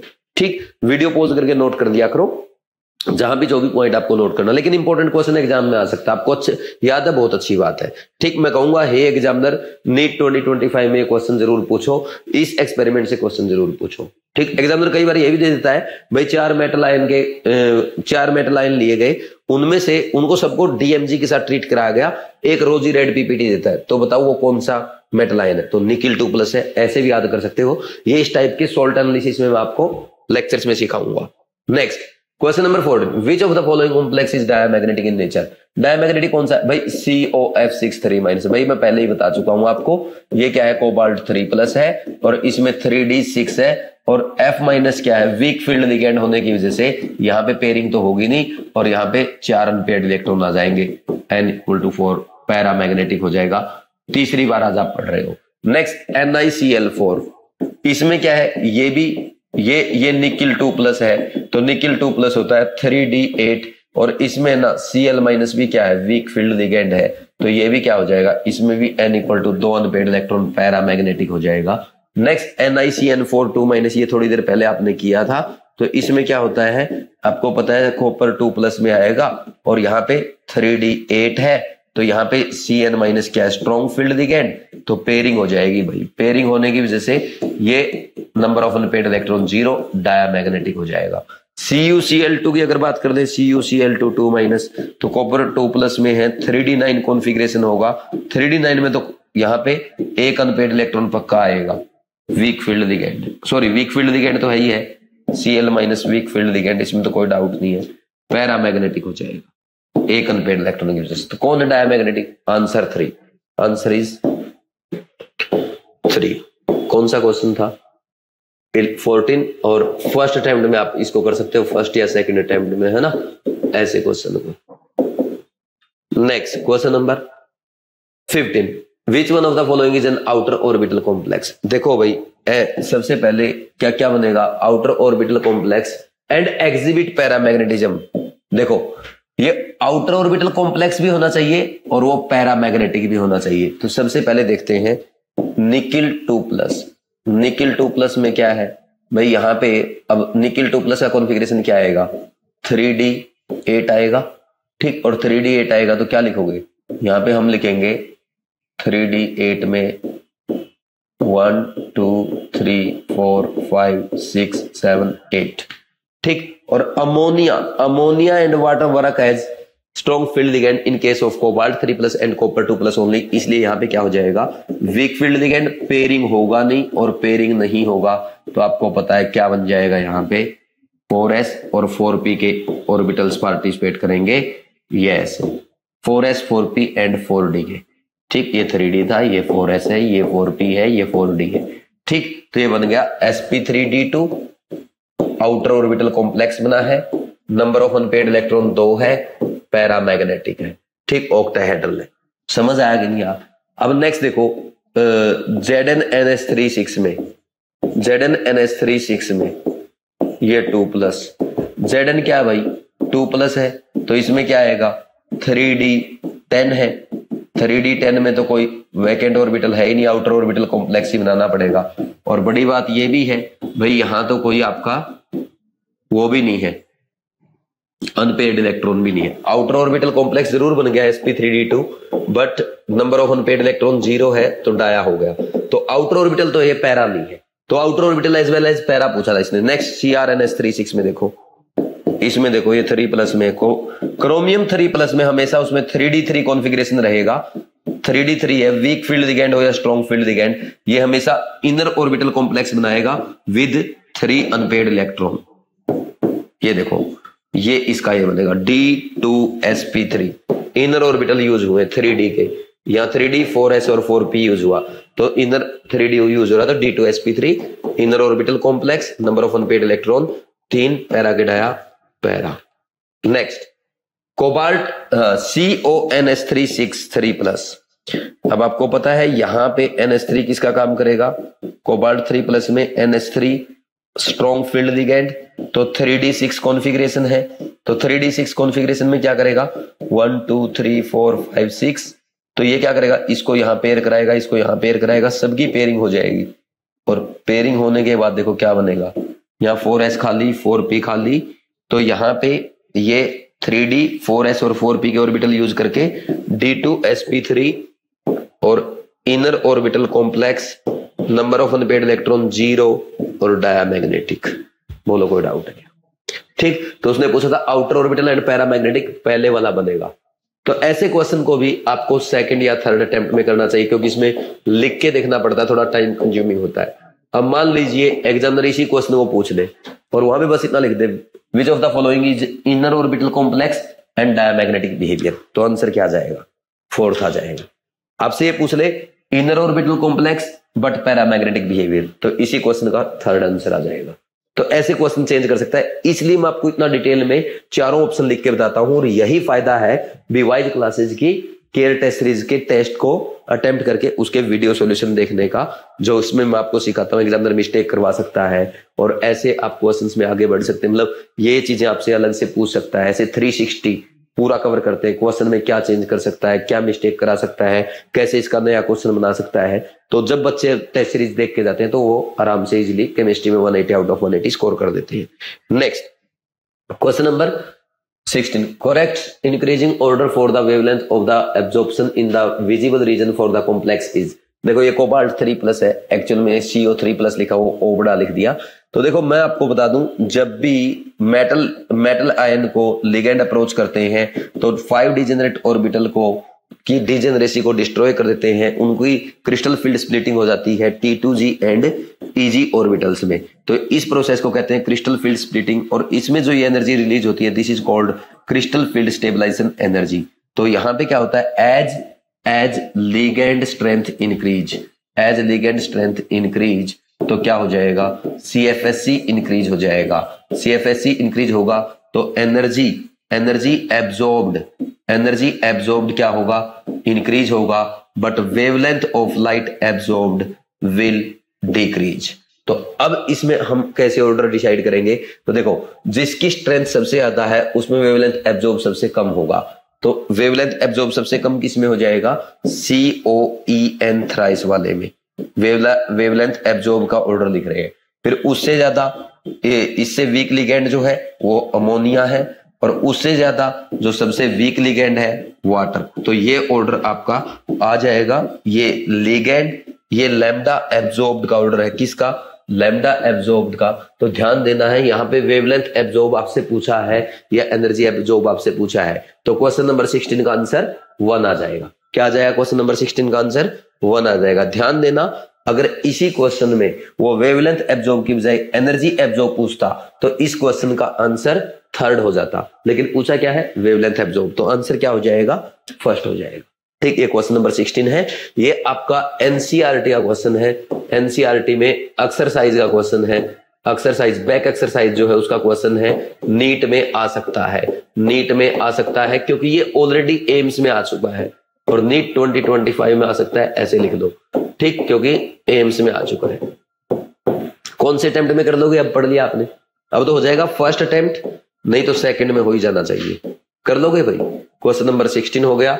नेक्स्ट इसके बाद हम करेंगे क्वेश्चन नंबर 17। कुछ लिखना तो वीडियो पॉज करके लिख लिया आपने। ठीक, next question number 17, the complex that show fake and मर आइसोमेरिज्म। फैक एंड मर वो शो करते हैं जिनमें Ma3B3 टाइप होता है, तो कौन सा है, ये रहा सेकंड वाला। तो इसके मैं बना के भी दिखा देता हूं, ऐसे ये एनसीईआरटी का एग्जांपल है आपका। ये देखो, जब आमने सामने फेस करके दोनों लिगेंड बैठे हुए, जैसे NH3 के सामने NO2 है, they are called fac isomers, और ये फेसियल आइसोमर भी कहते हैं, ये फैक और फेसियल। एक A और B एक दूसरे के सामने है, जब A और B में ऐसे हो जाए, एक को एक काम करो, यहां से हटा दो इसको और यहां ले जाओ सामने, बस इसको ऐसे एक को, बाकी फिर यहां पे ये आ जाएगा NO2। ये आपका मर आइसोमर होता है, क्योंकि मेरिडियनल आइसोमर बोलते हैं इसको, ऐसे ये मेरिडियन बनाता है, ये ऊपर को बनाता है ऐसे, ये एक कटोरा ऊपर एक नीचे ऐसे होता है एक टाइप से। ठीक, समझ सकते हैं आप इसको, ये आपके एनसीईआरटी में है, important for exam, important for NEET exam में क्वेश्चन पूछे जाते हैं। और एक बात का और ध्यान रखना, बहुत सारे बच्चों को डाउट होता है, फैक और मर ये कभी भी ऑप्टिकली एक्टिव नहीं होते। मैं लिखवा देता हूं, ये भी ऑप्टिकली एक्टिव नहीं होता और ये भी ऑप्टिकली एक्टिव नहीं होता। याद करना, सिमिट्रिसिटी होती है इसमें, आपको अगर समझ आता है इसमें ना, प्लेन ऑफ सिमिट्री की वजह से ये सिमिट्रिक हो जाता है, इसलिए कभी भी ऑप्टिकल आइसोमेरिज्म शो नहीं करता। याद होता तो बहुत अच्छी बात है, अगर नहीं होता तो एक काम कर लो, इसको याद कर दो, इसमें ऐसे ये प्लेन ऑफ सिमिट्री आएगी, इसमें ऐसे, ये ना ऐसे ऐसे आएगी प्लेन ऑफ सिमिट्री। ठीक, और इसमें कैसे आ जाएगी, इसमें इसको ऐसे काट दूंगा मैं, ये ऐसे काट दूंगा इसको, तो इसमें प्लेन ऑफ सिमिट्री आ जाएगी। या यूं बोल दो, इसको ऐसे काट दूंगा। ठीक, तो प्लेन ऑफ सिमिट्री होती है दोनों में, इसलिए ऑप्टिकली एक्टिव नहीं होते, ये ध्यान रखना। ठीक, एग्जाम में क्वेश्चन आ सकता है आपके, क्योंकि एनसीईआरटी में। तो आंसर 2 आ गया, वेरी इजी क्वेश्चन था, फर्स्ट अटेम्प्ट का क्वेश्चन था देखा जाए तो, एक एक्स्ट्रा पॉइंट मैंने आपको वीडियो सॉल्यूशन के थ्रू समझा दिया है। ठीक, next question number 18, the complex PTPY NH3BrCl will show how many geometrical isomer. NCERT में है, ठीक, नीट 2025 में आएगा, लिख लो, आएगा, पक्का आ जाएगा लगभग। क्या मैं बोलूंगा, हे एग्जामिनर ये क्वेश्चन एग्जाम में बच्चों से जरूर पूछो। तो इसके बनेंगे 3, कैसे, जैसे आप एक काम कर दो, ये NH3, ये pyridine, ठीक, एक को फिक्स कर दिया, मान लीजिए pyridine को, pyridine के सामने ट्रांस में ले आओ Br, फिर एक बार ले आना आप Cl, एक बार Cl को ले आना, और फिर एक बार ले आना अमोनिया, ऐसे 3 केस बन जाएंगे। ठीक, ये अमोनिया, बाकी और कोई केस नहीं बनेगा। अब आप बोलेंगे सर आपने तो पिरिडिन का कर दिया, तो देखो पिरिडिन के सारे केस हो गए। पिरिडिन अमोनिया के साथ सीस है, पिरिडिन यहाँ पे Cl के साथ सीस है, पिरिडिन यहाँ पे Cl के साथ ट्रांस है, पिरिडिन यहाँ पे अमोनिया के साथ ट्रांस। ठीक, अब क्वेश्चन ये है जीआई कितने बन गए, 3 बन गए। अब इन 3 जीआई में सिस ट्रांस कितने हैं ये देखने वाली बात है। देखो पिरिडिन यहाँ पे अमोनिया के साथ सिस, पिरिडिन यहाँ पे अमोनिया के साथ सिस, पिरिडिन यहाँ पे अमोनिया के साथ ट्रांस, यानी ये 2 सिस बन गए, ये ट्रांस बन गया। पिरिडिन यहाँ पे ब्रोमीन के साथ ट्रांस, पिरिडिन ब्रोमीन के साथ सिस, पिरिडिन ब्रोमीन के साथ सिस। तो इसमें ध्यान रखना हमेशा 2 सिस और 1 ट्रांस पूछा जाता है। आज तक जितने भी एग्जाम में क्वेश्चन आया है सीधा ये आया है कि इस टाइप का कंपाउंड जो बन रहा है MABCD, इसके कितने जीआई बन रहे हैं, तो सबको याद होता है कितने बनते हैं, 3। और एनसीईआरटी में लिखा 2 सिस एंड 1 ट्रांस बनेगा। आज तक किसी भी एग्जाम में ये नहीं पूछा गया कि सिस और ट्रांस कितने बनेंगे। तो मुझे लगता है नीट 2025 में ये क्वेश्चन आ सकता है, जेईई मेंस 2025 में क्वेश्चन आ सकता है। ठीक, तो आंसर क्या आएगा इसका, आंसर इज 3rd, मतलब 3rd नहीं, आंसर 2, ऑप्शन 2। वो भी ध्यान रखना ऑप्शन कौन सा है। ठीक, आंसर 2 आ गया। जीआई 3 बनेंगे, आंसर 2। ये आपका फर्स्ट टाइम का क्वेश्चन अगर आपको याद है, और मैंने क्लास में भी लिखवाया कि ये नीट में आ सकता है। ठीक, ये हो गया भाई क्वेश्चन नंबर 18। नेक्स्ट हम करेंगे क्वेश्चन नंबर 19। 19 में देखो the pair of compound having metal in their highest oxidation state. देखो पहले नहीं, देखो MnO4- है, इसमें ये +7 में है Mn, और CrO2Cl2 में क्रोमियम +6 में होता है। ठीक, बाकी यहाँ पे निकिल +2 में है, कोबाल्ट +2 में है, Mn +4 में है, Fe +3 में है, आयरन +3 में, कोबाल्ट +3 में। तो pair of compound having in their highest oxidation state, तो आंसर 1 आ जाएगा। Mn +7 और Mn की +7 होती है और क्रोमियम की +6 होती है। अब आप बोलेंगे सर Fe +3 और कोबाल्ट भी तो +3 होता है। देखो Fe कुछ जगह पे +4 भी शो करता है, मतलब कुछ केसेस में, ठीक, फेरेट वगैरह में, लेकिन इस पे अपने को डिटेल में जाने की जरूरत नहीं है। बट Fe की +3 से ज्यादा हो सकती है। आप बस सिंपल पहले ऑप्शन से आंसर क्वेश्चन अपना सोल्व हो रहा है, उसी पे ज्यादा फोकस करें, ज्यादा बेटर है। आंसर 1 फर्स्ट अटेम्प्ट का क्वेश्चन है, इजी क्वेश्चन है, यूं बोल सकते हैं रेडॉक्स रिएक्शन का question. Next question number 20, write the formula for the compound named as tris ethane 1,2-diamine cobalt 3 sulphate. देखो ये कोबाल्ट है भाई, और ये इथाइलिन डायमीन, ये बना दिया ट्रिस, ठीक, और यहां पे सल्फेट। अब आपको पता है सल्फेट पे कितना चार्ज है, -2, ठीक, यहां पे कोबाल्ट पे +3 लेके आना है। तो कैटायन पे +3 और एनायन पे -2 पॉसिबल नहीं है। तो कैटायन पे +3 है तो उसको 2 से मल्टीप्लाई कर दो, ठीक, +6 हो जाएगा। एनायन पे -2 है तो उसको 3 से मल्टीप्लाई कर दो, -6 हो जाएगा। +6 ये हो गया ना, +6 एंड -6, तो ये बैलेंस हो गया। ऐसे बैलेंस करना सीखो। तो कौन सा आंसर आ गया, फर्स्ट आंसर इज 1। एनसीईआरटी का क्वेश्चन है, एक दिन नीट एग्जाम में जरूर आएगा। हे एग्जामिनर, हे एग्जामिनर, ये क्वेश्चन नीट 2025 में जरूर पूछो, ऐसी मेरी रिक्वेस्ट है, ठीक है ना भाई। और कई बार मैं रिक्वेस्ट करता हूं जब एग्जामिनर से, वो क्वेश्चन एज इट इज आ जाते हैं। तो ये फर्स्ट अटेम्प्ट का क्वेश्चन है, लेकिन very important for revision, very important for revision, ध्यान रखना इस बात का, ठीक। Next question number 21, which one of the following coordination compound is used to inhibit the growth of tumours. ये सब बच्चों को आता है। Cisplatin is used as in treatment of cancer, है ना, ट्यूमर की ग्रोथ रोकने के लिए यूज किया जाता है, because it is anti cancerous. Answer 4 first time का क्वेश्चन है, एनसीईआरटी में लिखा हुआ है। ये आपके मोल कॉन्सेप्ट के पहले चैप्टर में भी लिखा है, एनसीईआरटी में कोऑर्डिनेशन में भी लिखा है। Next, which is the metal present in coordination compound chlorophyll. Chlorophyll में मैग्नीशियम मेटल प्रेजेंट होती है, सबको आता है। आंसर 2 फर्स्ट अटेम्प्ट का क्वेश्चन है, वेरी इजी क्वेश्चन, ऐसे क्वेश्चन पे टाइम वेस्ट करने की जरूरत नहीं है। Next question number 23, among NiCO4 NiCN4 2 NiCl4 2 diamagnetic और पैरामैग्नेटिक आपको बताने हैं कौन से है। वेरी इंपॉर्टेंट क्वेश्चन है, एग्जाम में आ सकता है। तो सबसे पहले NiCO4 के लिए आप देखेंगे, NiCO4 के लिए देखो भाई, निकिल 0 ऑक्सीडेशन स्टेट में है, तो निकिल का कॉन्फ़िगरेशन होता है 3D8 4s2, यही होता है, और 4p होता है यहाँ पे खाली, 3D4s 4p। अब देखना क्या हो, 1 2 3 4 5 6 7 8 और यहाँ पे 4s में 2 इलेक्ट्रॉन।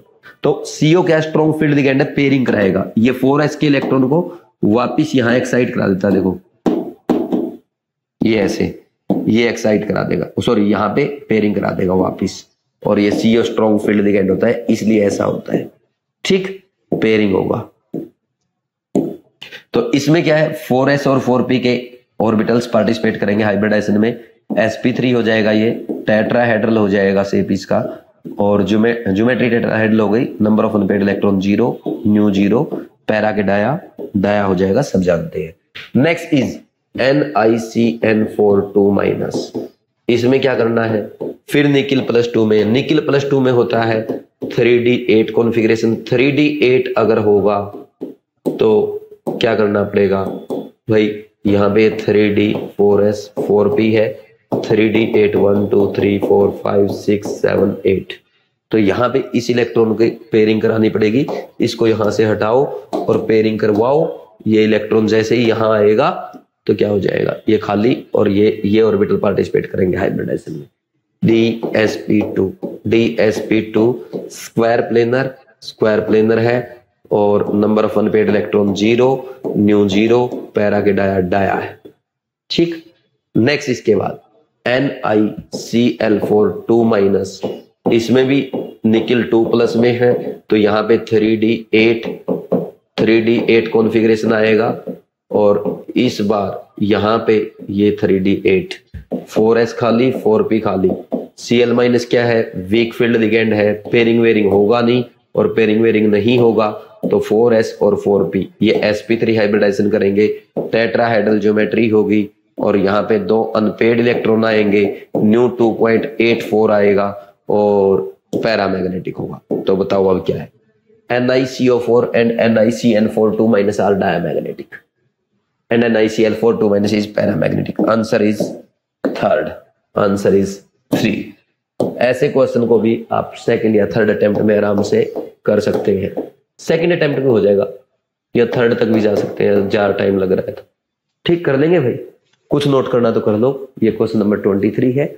इसके बाद नेक्स्ट आगे बढ़ जाएंगे। Question number, which of the following complex compound will exhibit highest paramagnetic behaviour. Highest paramagnetic किस में होगा, TiNS3 3+ है भाई, तो इसमें 3d1 हो जाएगा configuration, number of unpaired electron 1।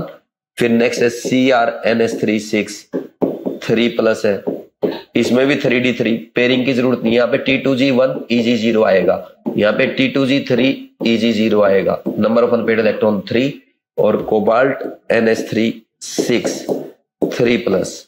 यहाँ पे ये स्ट्रॉन्ग फील्ड लिगेंड है, तो पेयरिंग कराएगा 3d6 में, T2G6 Eg0, number of unpaired electron 0, और ZnNS3 2+ में आप जानते हो 3d10, ये T2G6 Eg0 Eg4, number of unpaired electron 0। तो हाईएस्ट पैरामैग्नेटिक पूछा है तो ये 3 इलेक्ट्रॉनों का होगा। Answer is 2। या आप फर्स्ट या सेकंड अटेम्प्ट में कर सकते हो, आसान क्वेश्चन है, ये भी सारे एनसीईआरटी के एग्जांपल है। ठीक, नेक्स्ट एक भी एग्जांपल बाहर से नहीं पूछा। Next question number 25, which one of the following fact about the complex is wrong. देखो यार, CrNS3 का पहले भी मैं आपको करवा चुका हूं, और ये एनसीईआरटी में भी है, और बहुत ज्यादा इंपॉर्टेंट क्वेश्चन है। क्रोमियम 3+ में है, 3d3 कॉन्फ़िगरेशन होगा, तो ऐसे लिखोगे आप 3d3 1 2 3, फिर 4s और 4p, 4d खाली, वहां पे 4s 4p भी खाली है। तो अब इसमें 3d3 कॉन्फ़िगरेशन ही है, तो T2G3 Eg3 लिखते हैं, तो यहाँ पे तो पेयरिंग होगी, Eg0 लिखते हैं तो पेयरिंग तो होगी नहीं, तो ये 3d और 4s के और ऑर्बिटल हाइब्रिडाइजेशन में पार्टिसिपेट करेंगे। इनर d आ रहे हैं तो D2sp3 हो जाएगा। ऑक्टाहेड्रल ज्योमेट्री होगी, octahedral geometry, inner orbital complex बन रहा है, तो नंबर ऑफ अनपेयर्ड इलेक्ट्रॉन 3 है, न्यू 3.87 बोर मैग्नेटॉन हो जाएगा, पैरा के डाया पैरामैग्नेटिक हो जाएगा। अब इसके अलावा इसमें और कोई क्वेश्चन नहीं आ सकता। ये एनसीईआरटी का इंपॉर्टेंट एग्जांपल है, इंपॉर्टेंट एग्जांपल है, ये एग्जाम में आ सकता है, ये एज इट इज ये क्वेश्चन भी आ सकता है। ठीक, तो क्या है, कॉम्प्लेक्स इज पैरामैग्नेटिक, सही है। आउटर ऑर्बिटल कॉम्प्लेक्स नहीं बनेगा, इनर ऑर्बिटल कॉम्प्लेक्स बनेगा। तो complex give white PPT with silver nitrate, बिल्कुल सही स्टेटमेंट है। CONS3 6 Cl3 की रिएक्शन AgNO3 के साथ अगर कराते हैं एक्सेस में तो ये क्या करेगा, 3 मोल AgCl बना देगा, 3 AgCl बना देगा, जो क्या होता है, ये व्हाइट पीपीटी होता है भाई, ये व्हाइट पीपीटी बनता है। बोलो कोई डाउट नहीं है। नेक्स्ट, ये सही हो गया। Complex involve D2sp3 hybridisation in octahedral shape, सही है। आंसर इज 2 और ये फर्स्ट अटेम्प्ट का क्वेश्चन है। अच्छा क्वेश्चन है, एग्जाम में आने लायक क्वेश्चन है, इंपॉर्टेंट फॉर नीट 2025। ये भी मैं लिख सकता हूं, ये एग्जाम में आ सकता है। देखो मैंने बोला था पूरा चैप्टर रिवाइज करा दूंगा, सारे इंपॉर्टेंट क्वेश्चन आ रहे हैं, इसमें कुछ नोट करना कर लो, वैसे ही आसान क्वेश्चन। लेकिन एक बात देखो, क्रोमियम +3 में है ना, क्रोमियम +3 ऑलवेज ये कैरेक्टरिस्टिक आएंगे इसके, ऑलवेज, चाहे कोई भी लिगेंड है, आपका मोनोडेंटेट है, डाइडेंटेट है, या आपका स्ट्रॉन्ग फील्ड लिगेंड है, वीक फील्ड लिगेंड है, दैट डजंट मैटर, आंसर यही आएंगे हमेशा। ठीक, नेक्स्ट, क्योंकि क्रोमियम +3 में पेयरिंग वेरिंग का चक्कर है नहीं, 3d3 है, तो इनर डी ऑर्बिटल पार्टिसिपेट करेंगे। नेक्स्ट देखो question number 26, assertion reason, FeCN6 3- has D2sp3 hybridization, FeCN6 3-, इसमें Fe+3 में होता है, तो Fe+3 में 3d5 होगा, तो Cn- क्या है, स्ट्रॉन्ग फील्ड लिगेंड होता है, हम जानते हैं। पेयरिंग कराएगा तो T2G5 Eg0 कॉन्फ़िगरेशन आएगा, तो T2G में एक अनपेड इलेक्ट्रॉन आएगा, तो पैरामैग्नेटिक हो जाएगा। ठीक, और इसमें जब ये करेंगे हम, ये ऐसे होगा, D 1 2 3 4 5, तो इसमें इनर डी ऑर्बिटल्स हाइब्रिडाइजेशन में पार्टिसिपेट करेंगे, तो क्या होगा, इनर ऑर्बिटल कॉम्प्लेक्स बनेगा। ये देखो, ये ऐसे बनता है, D2sp3 इनर ऑर्बिटल कॉम्प्लेक्स। ठीक, पैरा के डाया, एक अनपेड इलेक्ट्रॉन, अच्छा लो स्पिन कॉम्प्लेक्स भी बनाया क्योंकि पेयरिंग हो रही है इसमें, है ना, और नंबर ऑफ अनपेड इलेक्ट्रॉन 1 है, तो पैरामैग्नेटिक होगा। ऑक्टाहेड्रल लिखने की मेरे ख्याल में जरूरत नहीं होती है, वो आप समझते हो। नेक्स्ट, अब देखो, ion shows magnetic movement corresponding to 2 electron, 2 electron का नहीं है, इसके पास सिर्फ 1 इलेक्ट्रॉन है, ये रॉन्ग स्टेटमेंट।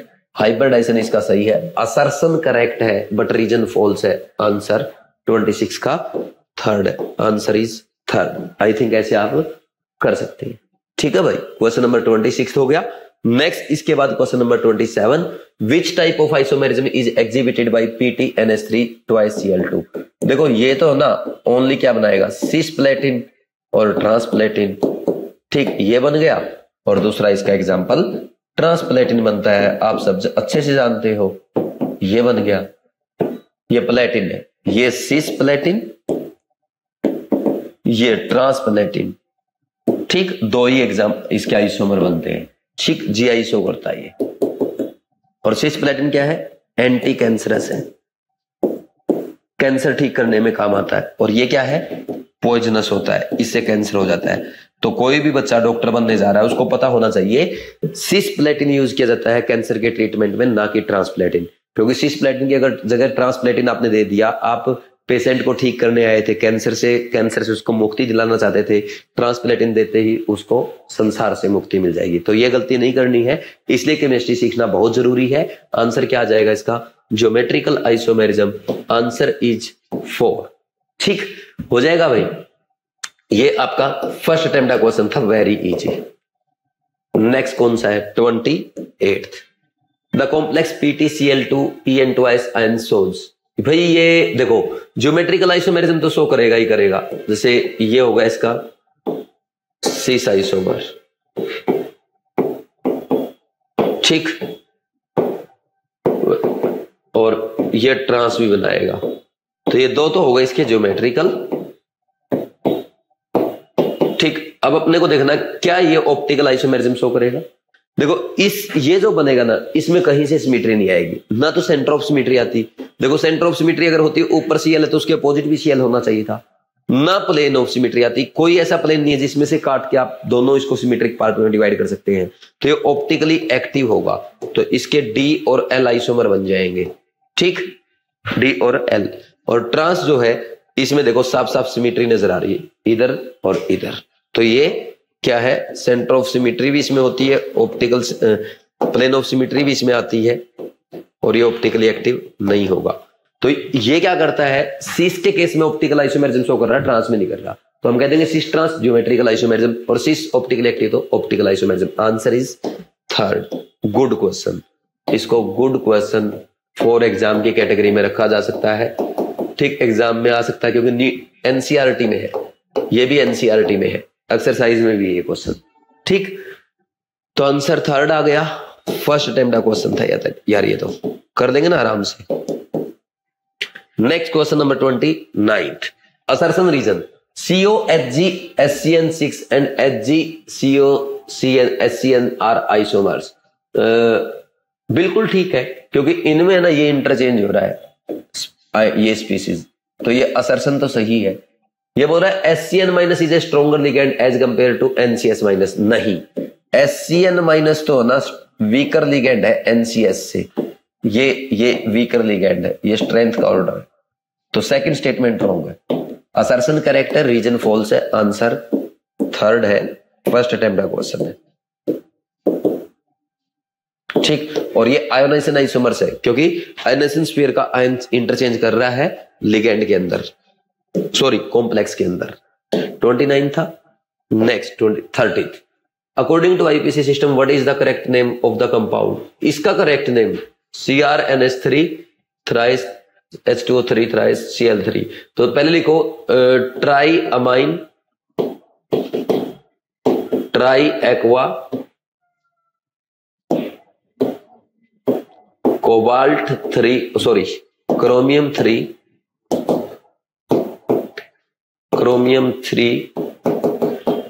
और क्लोराइड, ये हो जाएगा। चेक कर लो यार, try amine tri aqua chromium 3 chloride. Answer is 1। Very easy question, ये आपका फर्स्ट अटेम्प्ट का क्वेश्चन है। ठीक, इजी क्वेश्चन है।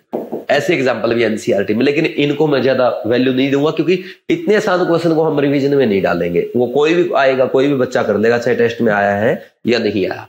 ठीक, question number 31, which one among the following is a homoleptic complex. ये अच्छा क्वेश्चन है, very very important for revision. देखो लास्ट ईयर यहां से क्वेश्चन तो आ ही चुका नीट में, और पिछले 3 साल में 2 बार आ चुका है होमोलेप्टिक और हेट्रोलेप्टिक कॉम्प्लेक्स पे। होमोलेप्टिक कॉम्प्लेक्स क्या होते हैं, ऐसे कॉम्प्लेक्स जो क्या जिनमें क्या होते हैं, लिगेंड सेम एक ही टाइप का होता है, और जिसमें एक से ज्यादा टाइप के लिगेंड होते हैं वो हेट्रोलेप्टिक कॉम्प्लेक्स होते हैं। तो इसने होमोलेप्टिक पूछा है, यानी सेम टाइप के लिगेंड, तो इनके फॉर्मूले लिखने पड़ेंगे। पहला लिखो, ये क्या है, कोबाल्ट En थ्राइस Cl3। दूसरा try amine tri aqua chromium, जो अभी पीछे लिखा था, CrNH3 थ्राइस H2O थ्राइस और Cl3। तीसरा डाइअमाइन क्लोराइडो नाइट्रेटो एन प्लेटिनम, तो PtNH3 ट्वाइस Cl, और नाइट्रेटो एन का मतलब NO2 से जुड़ा है, ये हो गया। चौथा डाइक्लोरिडो बिस इथेन 1,2 डायमीन कोबाल्ट, ये क्लोरिडो ना, Cl2 आएगा यहाँ पे, और En ट्वाइस, और क्लोराइड कितना, कोबाल्ट में 3, हाँ ठीक है, +3 में एक ही Cl बाहर से हो जाएगा, एक Cl 2 Cl ये, एक ये 3, तो +3 आ जाएगा। देखो ये तो है होमोलेप्टिक, और ये बाकी क्या है आपके, ये तीनों है हेट्रोलेप्टिक कॉम्प्लेक्स, क्योंकि इनमें डिफरेंट लिगेंड है। तो उसने क्या पूछा था, होमोलेप्टिक कौन सा, answer is 1। Very easy question, answer is 1। इसको ऐसे ही पूछ सकता है, विच of the following is not heteroleptic complex, इस फॉर्मेट में पूछ सकता है। इजी क्वेश्चन है, फर्स्ट या सेकंड अटेम्प्ट का क्वेश्चन आप इसको बोल सकते हैं। ठीक, सेकंड द लिगेंड, ये लिखो भाई, ये एनसीईआरटी का क्वेश्चन है, एनसीईआरटी में है भाई। मैंने है ना क्लास में लिखवा, लास्ट ईयर भी लिखवा, हर साल लिखवाता हूं, लेकिन अभी तक एग्जामिनर ने नहीं पूछा, एक बार भी नहीं पूछा है। हे एग्जामिनर, ये क्वेश्चन नीट 2025 में पूछो, नीट 2025 में पूछो, मैंने इस क्वेश्चन पे ऐसा क्यों लिखा। ठीक, देखो भाई, मैंने इस क्वेश्चन पे लिखा है, हे एग्जामिनर ये क्वेश्चन नीट 2025 में पूछो। मैं कहूंगा जरूर पूछो, क्योंकि ये एनसीईआरटी में है और आज तक एग्जाम में नहीं आया, और बहुत आसान क्वेश्चन है। एग्जाम में आएगा, बहुत सारे बच्चे गलत भी करके आएंगे, कैसे करेंगे इसको सोल्व? देखो यहां पे नाइट्रोजन से 3 ये लगे हैं, CH2 CH2 ये NH2, और यहां लगा CH2 CH2 NH2, और ये CH2 CH2 NH2। देखो एक nitrogen donor, 2 nitrogen donor, 3 nitrogen donor, 4 nitrogen donor, तो 4 नाइट्रोजन डोनर है तो क्या हो जाएगा ये? बोलो, ये हो जाएगा टेट्राडेंटेट। टेट्राडेंटेट यानी इसके पास 4 डोनर एटम है। ठीक, आंसर इज थर्ड। इतना आसान क्वेश्चन है, लेकिन एग्जाम में आएगा ना बहुत सारे बच्चे गलत करके आएंगे। ठीक, आंसर इज थर्ड। और मैं तो कहता हूं एग्जामिनर इसको ऐसे बनाने की बजाय ना ऐसे बना के दे, ये ऐसे, ये ऐसे, ये ऐसे बना के देना चाहिए। बच्चों को लगे क्या बना दिया ये, घोल गलैया। ठीक, आंसर क्या आ जाएगा? आंसर इज 1 आ गया। और फर्स्ट अटेम्प्ट का क्वेश्चन है, एग्जाम में आएगा ना हर बच्चा सोल्व करके आएगा। ठीक, और मैंने आपको देखो बैच में भी लिखवा, रैंकर बैच में, कृष्णा बैच में, हर जगह बता, क्योंकि एनसीईआरटी में। ठीक, इसको ऐसे लिख लो, ये ऐसे लिख लो, मर्जी है आपकी। 4 नाइट्रोजन डोनर एटम है, सिमेट्रिकल टेट्राडेंटेट लिगेंड है, चारों सेम एटम है। Next question number 33, how many EDTA molecule can surround calcium? भाई EDTA जो होता है ना, देखो EDTA का स्ट्रक्चर ये होता है, ये इथाइलिन डायमीन टेट्रा एसीटेट है। इथाइलिन, यहाँ पे डायमीन, 2 NH2 लगेंगे, उनके हाइड्रोजन हटाओ और दोनों के 2 हाइड्रोजन हटा के 4 एसीटेट आयन लगा दो ऐसे। देखो this is ethylene diamine tetra acetate. ठीक, ये देखो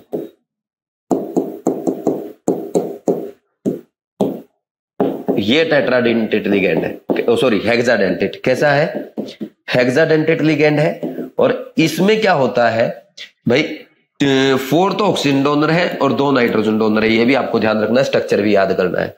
तो कैल्शियम के साथ जब कॉम्प्लेक्स बनाएगा क्या बना लेगा? CaEDTA कॉम्प्लेक्स बना लेगा। और कैल्शियम +2 में है, तो इसलिए क्या करेगा बोलो? बाहर इसके 2 माइनस रख दो इसके ऊपर, दिस इज कैल्शियम EDTA।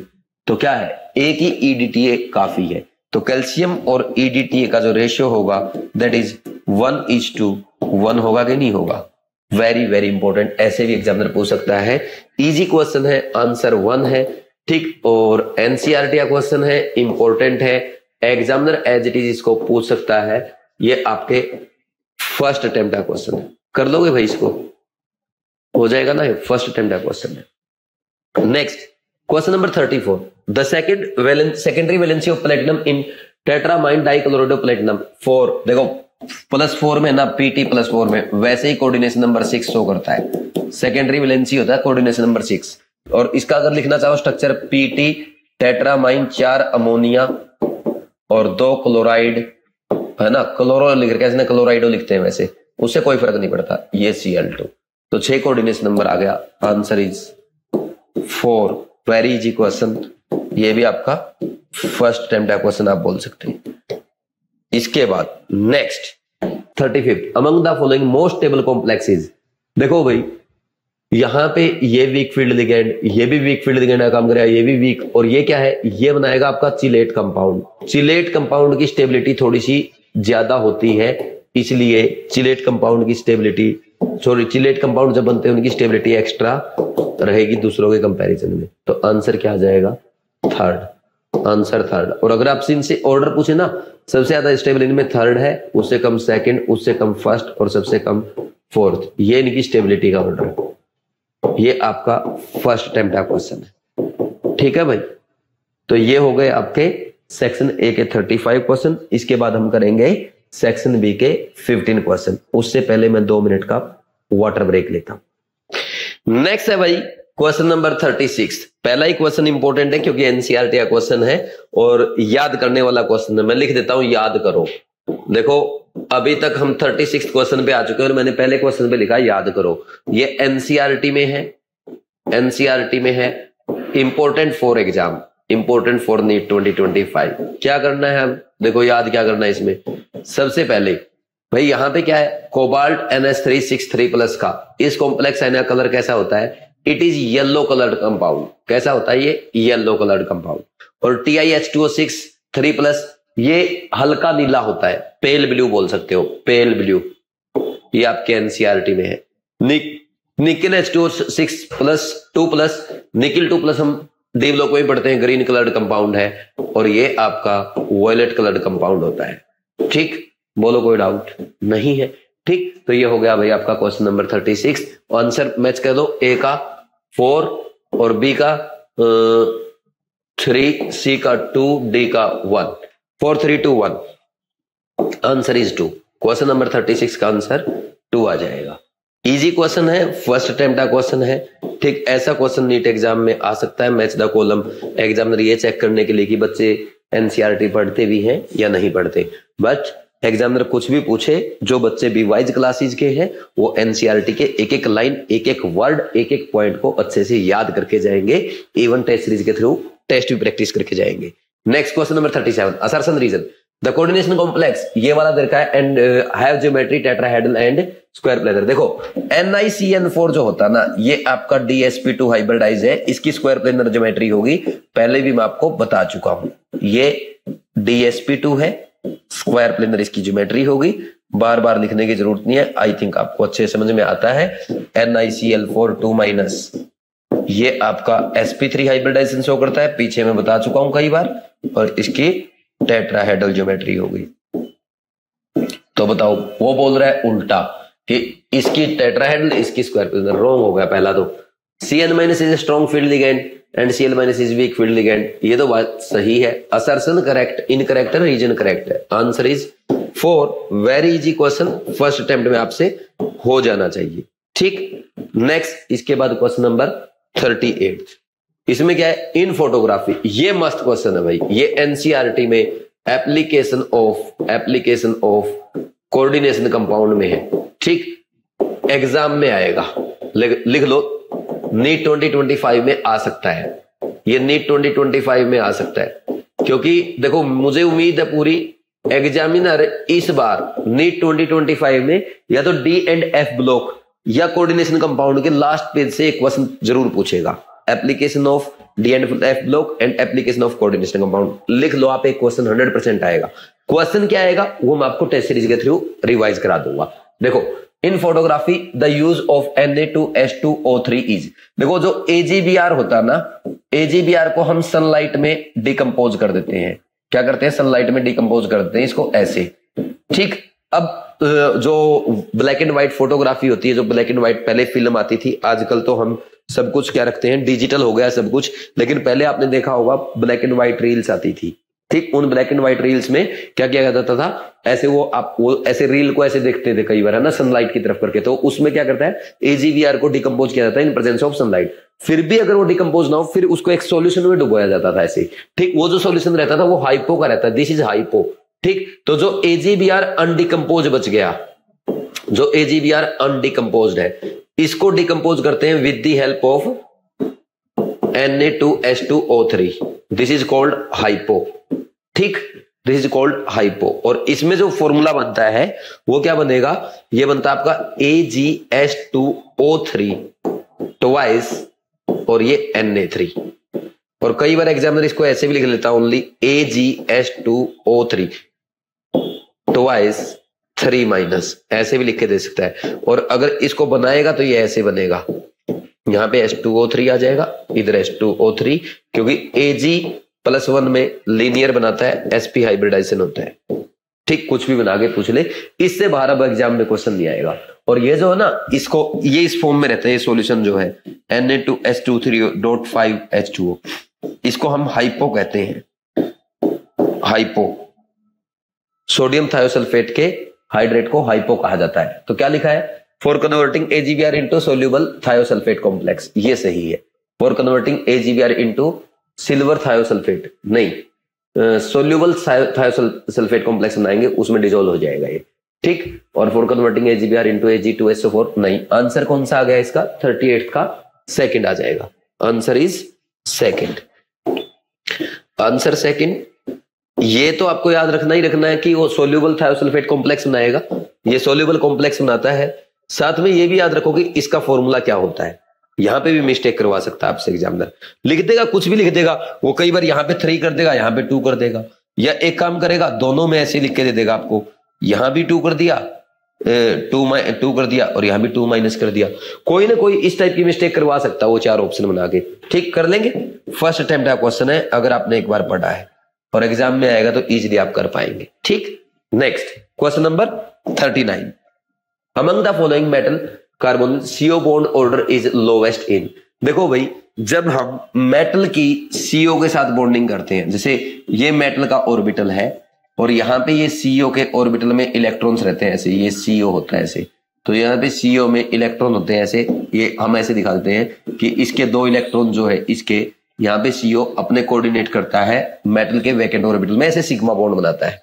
फिर मेटल का जो फील्ड ऑर्बिटल है, इसको मैं येलो से दिखा देता हूं, ये मेटल का फील्ड ऑर्बिटल है। ठीक, तो ये मेटल का फील्ड ऑर्बिटल क्या करता है, जो हमारे CO के एंटी बॉन्डिंग वैकेंट ऑर्बिटल होते हैं, these are anti bonding molecular orbital of CO। ठीक, तो इनके इन वैकेंट ऑर्बिटल में ये वापिस ऐसे पाई बॉन्ड बनाने लगता है। तो जब ये पाई बॉन्ड बनाएगा, अब देखो कार्बन के पास 3 बॉन्ड पहले से थे, चौथा सिग्मा बना, 5वां पाई बन गया, तो कार्बन 5 बॉन्ड बनाता नहीं है। तो जैसे जैसे इसको हम कहते हैं synergic bonding, as synergic bonding increase, as synergic bonding increase क्या होगा, सिनर्जिक बॉन्डिंग बढ़ेगी।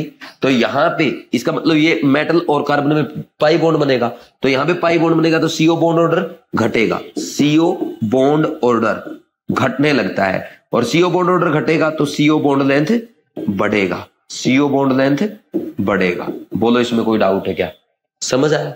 ठीक, तो अब आपसे पूछा गया है CO बॉन्ड ऑर्डर लोवेस्ट किसमें होगा, जिसमें CO बॉन्ड ऑर्डर, जिसमें सिनर्जिक बॉन्डिंग सबसे ज्यादा होगी उसमें CO बॉन्ड ऑर्डर सबसे कम होगा। तो सिनर्जिक बॉन्डिंग किसमें सबसे ज्यादा होगी, जिस मेटल के पास लोन पेयर अवेलेबल होगा, जो मेटल के पास ज्यादा चार्ज होगा, ज्यादा नेगेटिव चार्ज होगा, तो क्या करेगा, अपने ज्यादा इलेक्ट्रॉन डोनेट करेगा, ज्यादा सिनर्जिक बॉन्डिंग करेगा। तो ज्यादा सिनर्जिक बॉन्डिंग करेगा तो क्या हो जाएगा, बोलो, CO बॉन्ड ऑर्डर घट जाएगा। अब इसमें तो Mn पे खुद में +1 चार्ज है, आयरन और क्रोमियम में 0 चार्ज है, यहां पे वेनेडियम पे नेगेटिव चार्ज है, तो सबसे ज्यादा इलेक्ट्रॉन ये डोनेट करेगा, तो सबसे ज्यादा सिनर्जिक बॉन्डिंग शो करेगा, तो इसमें CO बॉन्ड ऑर्डर सबसे कम होगा। Answer is 4। Good question for exam, first attempt का क्वेश्चन है, अगर एक बार आपने पढ़ा है कर सकते हैं भाई। Next question number 40। Which of the following coordination compound would exhibit a pair of enantiomers. Pair of enantiomer check करना है। पहला option penta amine nitro cobalt, ये है भाई NH3,5Cl और ये आयोडाइड, ये ऐसे हो जाएगा। तो ये ऑप्टिकल आइसोमेरिज्म शो नहीं कर सकता क्योंकि इसमें प्लेन ऑफ सिमेट्री आ जाएगी। देखो जो मोनोडेंटेट होते हैं, मोनोडेंटेट में जैसे MA6 है या MA5B टाइप है, MA4B2 है, MA3B3 है, ये इस टाइप के कभी भी ऑप्टिकल आइसोमेरिज्म शो नहीं करेंगे क्योंकि उनमें सिमेट्री आ ही जाती है। जनरली जो आपके एग्जांपल आएंगे उनमें कम से कम डाइडेंटिटी लिगेंड होना चाहिए तभी शो करेगा। आपके एग्जांपल्स की बात कर रहा हूं। ऐसे तो अगर आप MABCD दे दोगे, MABCDF, इसमें 5 अलग कर दिया आपने, तो 5 अलग कर दिए तो ऑप्टिकल आइसोमेरिज्म शो करेगा ही करेगा क्योंकि इसमें सिमेट्री आ ही नहीं सकती है। ऐसे नहीं मैं बोल रहा, जनरल जो आपके एग्जांपल होते हैं उनकी बात की जा रही है। Next di amine dinitro platinum, PT NH3 और ये NO2 ट्वाइस। ये तो आपका वैसे ही कोऑर्डिनेशन नंबर 4, कोऑर्डिनेशन नंबर 4 वाले जी ऑप्टिकल आइसोमेरिज्म शो नहीं करते, उनमें सिमेट्री आई जाती है। खास करके ये स्क्वायर प्लेनर वाले, स्क्वायर प्लेनर में क्या हो जाएगा, यहाँ पे स्लाइस कट सिमेट्री आ जाती है। तीसरा ट्रांस डाइसाइनो 20 इथाइलिन डायमीन, ट्रांस डाइसाइनो 20, आगे इसने मेटल नहीं लिखी, इसमें ना डाई इथाइलिन डायमीन करके, एक सेकेंड, कोई भी मेटल में लिख देता हूं ऐसे ही। मान लीजिए हमने कोबाल्ट लिख लिया, ठीक, और कोबाल्ट में फिर थर्ड ऑक्सीडेशन स्टेट हो जाएगी, बस इतना लिख देते हैं आयन, ये लिख के छोड़ देते हैं। तो अब देखो ट्रांस बनाना कोबाल्ट के साथ क्या, साइनाइड ये आ गया और ये आ गया EN। तो इसमें देखो, इसमें सेंटर ऑफ सिमेट्री भी आ रही है, प्लेन ऑफ सिमेट्री भी आ रही है, ये ऑप्टिकली एक्टिव नहीं हो सकता। फोर्थ बनाओ, fourth tris ethylene diamine cobalt 3 bromide. तो इसमें ये जो बनेगा इसमें कभी भी सिमेट्री नहीं आएगी और ये आपके NCERT का एग्जांपल है, इसमें किसी भी केस में सिमेट्री नहीं आ सकती। ठीक, अब आप बोलेंगे सर सेंटर ऑफ सिमेट्री, ये देखो इधर, ये देखो इधर, ये देखो भाई, यहां से इधर देखा मैंने, यहां बॉन्ड आएगा क्या, इधर बॉन्ड आ रहा है, नहीं आ रहा, तो सेंटर ऑफ सिमेट्री नहीं है और प्लेन ऑफ सिमेट्री भी नहीं आएगी, तो ऑप्टिकली एक्टिव हो जाएगा। Answer is 4। Good question for NEET 2025 as well as revision आ सकता है ऐसा क्वेश्चन एग्जाम में कि वो IUPAC नेम दे दे और आपसे पूछ ले कौन OI शो करेगा या कौन GI शो करेगा, इस टाइप से। ठीक, ये आप बोलेंगे ये आपका सेकंड या थर्ड अटेम्प्ट का क्वेश्चन है मिनिमम। फर्स्ट अटेम्प्ट में करोगे तो इसमें 1 मिनट से ज्यादा लग सकती है आपको, और 1 मिनट से ज्यादा हम लगाएंगे नहीं फर्स्ट अटेम्प्ट में। Next 41, in which of the following is outer orbital hybridization, outer orbital complex पूछ रहा है। ZnNS36, ये यार इतनी बार हमने कर लिया। देखो अब सारे एग्जाम्पल हो चुके हैं, मैं सीधा सीधा आंसर लिख रहा हूं। ठीक, क्योंकि ऐसे टाइम वेस्ट करने का फायदा नहीं, किसी अच्छे क्वेश्चन पे टाइम लगाए। ये sp3d2 पहले आपने देखा था, ये आपका Cr वाला क्रोमियम तो हमेशा D2sp3 बनाएगा, और इसमें ये स्ट्रॉन्ग फील्ड लिगेंड आ गया था, तो ये यहाँ पे ammonia in case of cobalt 3+, तो D2sp3 आएगा। ठीक, और ये क्या है वेनेडियम 3+, ये नया आया है, तो वेनेडियम 3+ में क्या होगा, ये होता है 3d3 4s2, ये 3d1 हो जाएगा। तो इसमें भी क्या होगा, अगर इनर ऑर्बिटल होंगे वही तो पार्टिसिपेट करेंगे हाइब्रिडाइजेशन में, और इनर ऑर्बिटल अगर अवेलेबल है तो पार्टिसिपेट कर देंगे 3d 4s और 4p के साथ ये वाले, तो इसमें भी क्या हो जाएगा D2sp3 हो जाएगा। ये भी इनर ऑर्बिटल कॉम्प्लेक्स हो गया, तो ओनली ये वाला आउटर ऑर्बिटल कॉम्प्लेक्स बन रहा है। Answer is 1। फर्स्ट टाइम का क्वेश्चन है, अगर आपने इतनी प्रैक्टिस कर रखी जितनी मैंने करवाई है तो कर लेंगे भाई। नेक्स्ट 42nd में क्या है, COCN63- is a complex ion of cobalt 3 absorb radiation in violet region of the visible light, its aqueous solution therefore appears। देखो जो कलर एब्जॉर्ब करेगा ना हमारा कॉम्प्लेक्स, उसका कॉम्प्लीमेंट्री कलर शो करेगा। अब कैसे याद करने हैं आपको, विबग्योर याद है, विबग्योर याद है ना, तो विबग्योर में एक काम करना, सबसे पहले ना आप ये ऐसे बना लिया करो, ये ऐसे बना लिया आपने, ये ऐसे बना लिया। ठीक, अब अगर हम ओनली आई को हटा दें और यहां से लिखना शुरू करें VBGYOR, ये बन गया आई को हटा के। तो वॉयलेट का complementary colour yellow, yellow absorb करेगा वॉयलेट शो करेगा, वॉयलेट एब्जॉर्ब करेगा येलो। सिमिलरली ब्लू एब्जॉर्ब करेगा ऑरेंज शो करेगा, ऑरेंज एब्जॉर्ब करेगा ब्लू शो करेगा, ग्रीन एब्जॉर्ब करेगा रेड शो करेगा, रेड एब्जॉर्ब करेगा ग्रीन शो करेगा।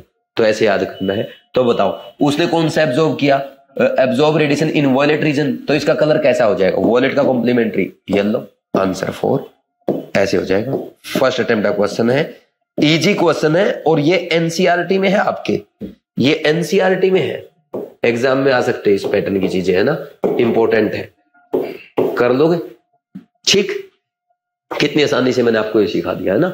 Next question number 43, pick out the statement with respect to MnCN63-। ये एनसीईआरटी का क्वेश्चन है भाई, very very important for NEET 2025।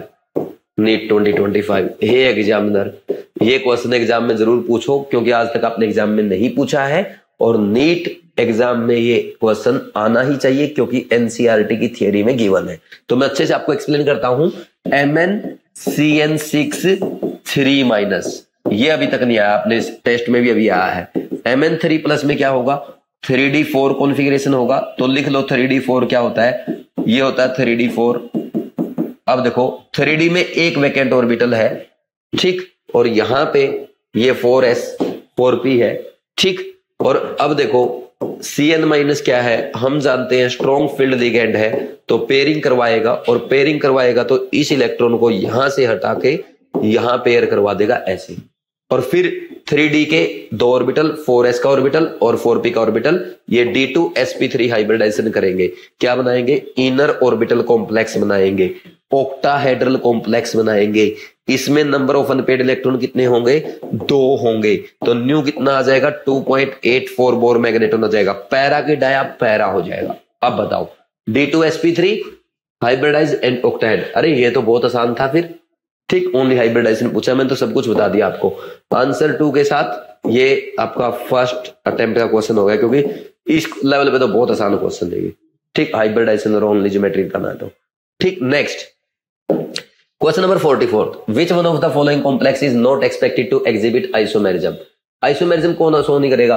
ये देखो, ये आपका बनता है भाई Ma4B2 टाइप, तो ये सिस ट्रांस बनाएगा, cis and trans, GI show करेगा, और इसके cis and trans optically inactive होंगे। नेक्स्ट, ये भी आपका सिस प्लेटिन एंड ट्रांस प्लेटिन शो करता है, GI हो गया इसका भी, और ये भी आपका क्या करेगा, not expected to show isomerism पूछा इसने।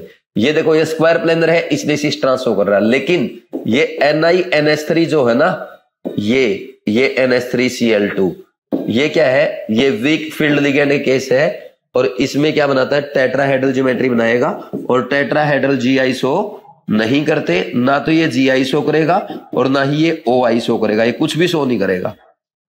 ठीक, तो ये ऑप्टिकल, ये आइसोमेरिज्म शो नहीं करता। ये स्ट्रक्चरल भी नहीं बनाएगा, क्योंकि इसमें बाहर कॉम्प्लेक्स के बाहर कोई आयन नहीं है जिसके साथ इंटरचेंज करके आयन आइसोमेरिज्म शो कर सके। इसके पास ना ही कोई ऐसा एम्बिडेंटेड लिगेंड है जिसके कारण लिंकेज आइसोमेरिज्म शो कर दे, और ना ही इसके पास पॉसिबल है कि सोलवेट आइसोमेरिज्म शो कर दे, और कॉम्प्लेक्स कैटेनिक एंड एनायनिक कॉम्प्लेक्स नहीं, तो ये कोऑर्डिनेशन आइसोमेरिज्म शो नहीं कर सकता। ज्योमेट्रिकल कौन शो करते हैं, या तो कोऑर्डिनेशन नंबर 4 में स्क्वायर प्लेनर वाले, ये टेट्राहेड्रल GI शो नहीं करेगा, और ये टेट्राहेड्रल होने के साथ साथ सिमेट्रिक भी हो जाएगा। इसमें अगर इसको काट के देखेंगे ना, प्लेन ऑफ सिमेट्री आ जाएगी कहीं ना कहीं से, तो इसलिए ये OI भी शो नहीं करेगा, और ये आपका ऑप्टिकल आइसोमेरिज्म शो करता है ओनली, तो इसलिए आंसर क्या आ गया, थर्ड आ जाएगा। ठीक, वेरी गुड क्वेश्चन, अच्छा क्वेश्चन है ना, एग्जाम में आना चाहिए ऐसा question. Next, question number 45, the number of possible isomer of an octahedral complex. इसके बता दें भाई, इसमें देखो ना, ये बन जाएगा आपका, ये NCERT का क्वेश्चन है, NCERT एक्सरसाइज का क्वेश्चन है। ठीक, इस पैटर्न क्वेश्चन है एक्सरसाइज में, ये बन गया आपका इसका एक तो सिस आइसोमर, और ये जो पैटर्न है इसमें जब सिस आइसोमर बनेगा, तो मैंने पीछे भी आपको बताया है, ये ऑप्टिकली एक्टिव होता है, तो इसको D और L आइसोमर बनेंगे। क्या बनेंगे, D और L। और यहां पे अगर हम देखें, ये अमोनिया और ये ऑक्सैलेटो ऐसे आ जाएंगे। ठीक, ये ट्रांस, अब ट्रांस में क्या है, सिमेट्री आ जाती है, प्लेन ऑफ सिमेट्री भी है, और यहां पे सेंटर ऑफ सिमेट्री भी है, ये ऑप्टिकली एक्टिव नहीं है, तो इसके टोटल कितने आइसोमर बने, D सिस, L सिस और एक ट्रांस, तो टोटल बने 3।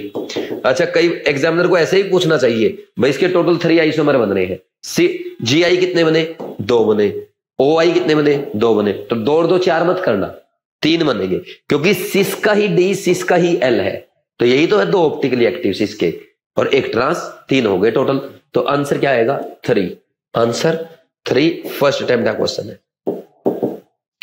Very very important for NEET 2025, इस पे भी मैं जरूर लिखूंगा, very very important for NEET 2025। Exam में आ सकता है, ऐसा क्वेश्चन भी नीट में अभी तक नहीं आया, लेकिन आपके NCERT के एक्सरसाइज में ऐसे क्वेश्चंस गिवन है, और साथ ही साथ आपके उसमें भी गिवन है, क्या बोलते हैं, जो आपका इन टेक्स्ट क्वेश्चन होते हैं।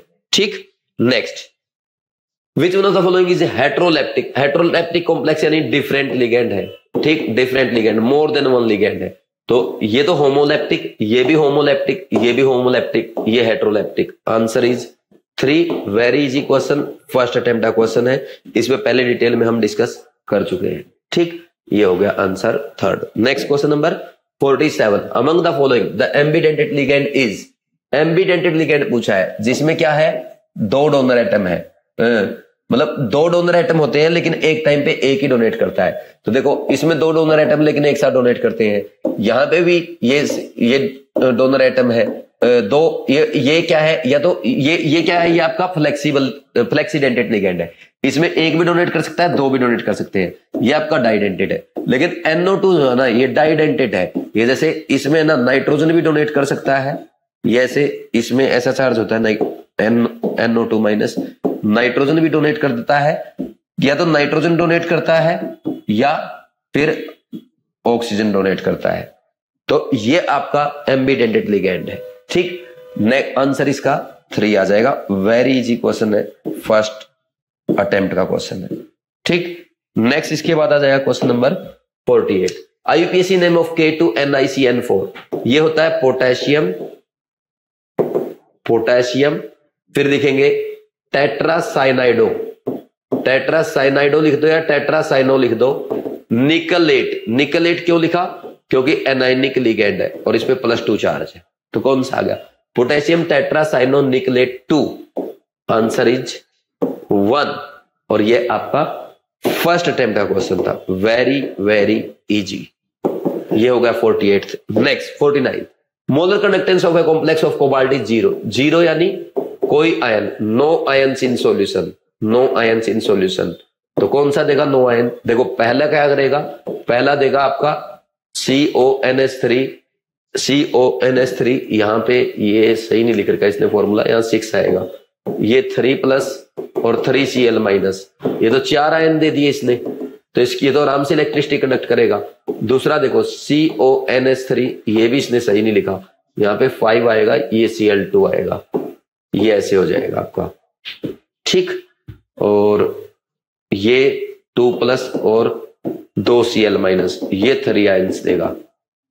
और तीसरा CONH3 थ्राइस, CONH3 थ्राइस, फिर इसमें ये 3 नहीं आएगा, ये 4 आएगा यहाँ पे। इसने ये भी थोड़ा सा इसमें करेक्शन है। और यहाँ पे ये Cl2+ और ये Cl-, 2 आयन, ठीक। और फोर्थ में देखो CONH3 थ्राइस Cl3, 0 आयन, कोई आयन नहीं देगा सॉल्यूशन में। तो सबसे ये मतलब 0 कंडक्टेंस किसकी हो गई? फोर्थ की हो जाएगी, इसमें तो कोई डाउट ही नहीं है। Answer is 4। फर्स्ट अटेम्प्ट का क्वेश्चन है। वेरी वेरी इजी क्वेश्चन, कर देंगे भैया से। नेक्स्ट आज का last question. Out of the following statement with respect to the postulate of Werner theory, ये बताना आपको इनकरेक्ट स्टेटमेंट्स आर। ध्यान देना भाई, इनकरेक्ट पूछा है, पहले ये चीज अंडरलाइन कर लिया करो। The central metal atom of coordination compound is shows 2 type of valency. बिल्कुल सही है, एक तो प्राइमरी वैलेंसी, एक secondary valency. Primary valency oxidation number बताती है, secondary valency coordination number. Primary valencies are normally non-ionizable and are satisfied by neutral molecules or negative ions। बिल्कुल सही स्टेटमेंट है। न्यूट्रल या न्यूट्रल के द्वारा नहीं बोलेंगे, न्यूट्रल थोड़ा सेटिस्फाई करेगा प्राइमरी वैलेंसी को। ऑक्सीडेशन नंबर को तो क्या करेगा, ये तो कैटायनिक लिगेंड या एनायनिक लिगेंड। तो ये रॉन्ग हो गया, सेकंड इज रॉन्ग। नेक्स्ट देखो थर्ड कौन सा है? The secondary valencies are ionizable and are satisfied by negative ions only। ये ionizable नहीं है, ये non ionizable होती है। क्या इसको आयनाइज नहीं किया जा सकता, ये फिक्स होती है, यानी इसको चेंज नहीं किया जा सकता। रॉन्ग स्टेटमेंट है। The ions groups bound by the secondary linkage to the metal have characteristic spatial arrangement corresponding to different coordination number। वो बोल रहा है जो आयन या ग्रुप मेटल एटम को, मेटल आयन को कोऑर्डिनेट करेंगे तो वो एक स्पेसिफिक वैलेंसी के लिए फिक्स होता है एक पार्टिकुलर लिगेंड के साथ। बिल्कुल सही स्टेटमेंट है। जैसे प्लेटिनम +2 में या पैलेडियम +2 में कोऑर्डिनेशन नंबर 4 शो करते हैं, जबकि प्लेटिनम +4 और पैलेडियम +4 6 कोऑर्डिनेशन नंबर शो करते हैं। तो ऐसे ही अदर मेटल के आयंस अदर ऑक्सीडेशन स्टेट में डिफरेंट लिगेंड के साथ उनकी सेकेंडरी वैलेंसी डिफरेंट आएगी। तो ये सही स्टेटमेंट है। तो सेकंड, फर्स्ट और फोर्थ तो सही, सेकंड थर्ड रॉन्ग है। इनकरेक्ट पूछा था, answer is 4। Answer is 4। Direct NCERT की लाइन का क्वेश्चन है ना, वर्नर थ्योरी से लिया गया है, आराम से आप कर सकते हैं। फर्स्ट नहीं तो आप सेकंड अटेम्प्ट तक इस क्वेश्चन को लेके जा सकते हैं। ठीक है भाई, तो यह था आपके कोऑर्डिनेशन कंपाउंड टेस्ट के क्वेश्चंस के सॉल्यूशन। एक एक क्वेश्चन को मैंने अच्छे से एक्सप्लेन किया। मोस्ट ऑफ द क्वेश्चन ऐसे थे जो आपके एग्जाम में एज इट इज आ सकते हैं, क्योंकि डायरेक्ट एनसीईआरटी की थ्योरी से, एनसीईआरटी के एक्सरसाइज से, एनसीईआरटी एग्जाम्पलर से या एनसीईआरटी के एक्सरसाइज से लिए गए क्वेश्चन है। तो पूरा टेस्ट इंपॉर्टेंट है। उम्मीद है आपको इस वीडियो को देखने के बाद कोऑर्डिनेशन कंपाउंड के कॉन्सेप्ट क्लियर हुए होंगे। आप कहां पे मिस्टेक कर सकते हैं, एग्जामिनर कौन सा क्वेश्चन आपसे एग्जाम में पूछ सकता है, ये आपको जरूर पता चला होगा। तो प्लीज आप इन टेस्ट को अच्छे से अटेम्प्ट जरूर करते रहे। अटेम्प्ट करके इनके वीडियो सॉल्यूशन देखें, मिस्टेक्स इंपॉर्टेंट पॉइंट्स को नोट करके रिवाइज जरूर करें ताकि एग्जाम में कोई मिस्टेक ना हो। ठीक, तो इसके साथ साथ मैं आपको यह कहूंगा, जिन बच्चों की केमिस्ट्री वीक है भाई, वो बीवाइज क्लासेस का ranker batch, rank booster course या कृष्णा बैच, आपके अकॉर्डिंग जो आपको सही लगे उसको फॉलो करते हुए अपनी केमिस्ट्री को स्ट्रॉन्ग कर सकते हैं। और इसके लिए आप मेरे से 7340250100 इस नंबर पे कॉल करके भी बात कर सकते हैं। ठीक है भाई, कोई और डाउट है आप इस नंबर पे बात कर लेना। ठीक, लेकिन केमिस्ट्री में कोई कमी नहीं रहनी चाहिए। इस बार आपको 180 आउट ऑफ 180 स्कोर करना है। ठीक है भाई, थैंक्स, ऑल द बेस्ट।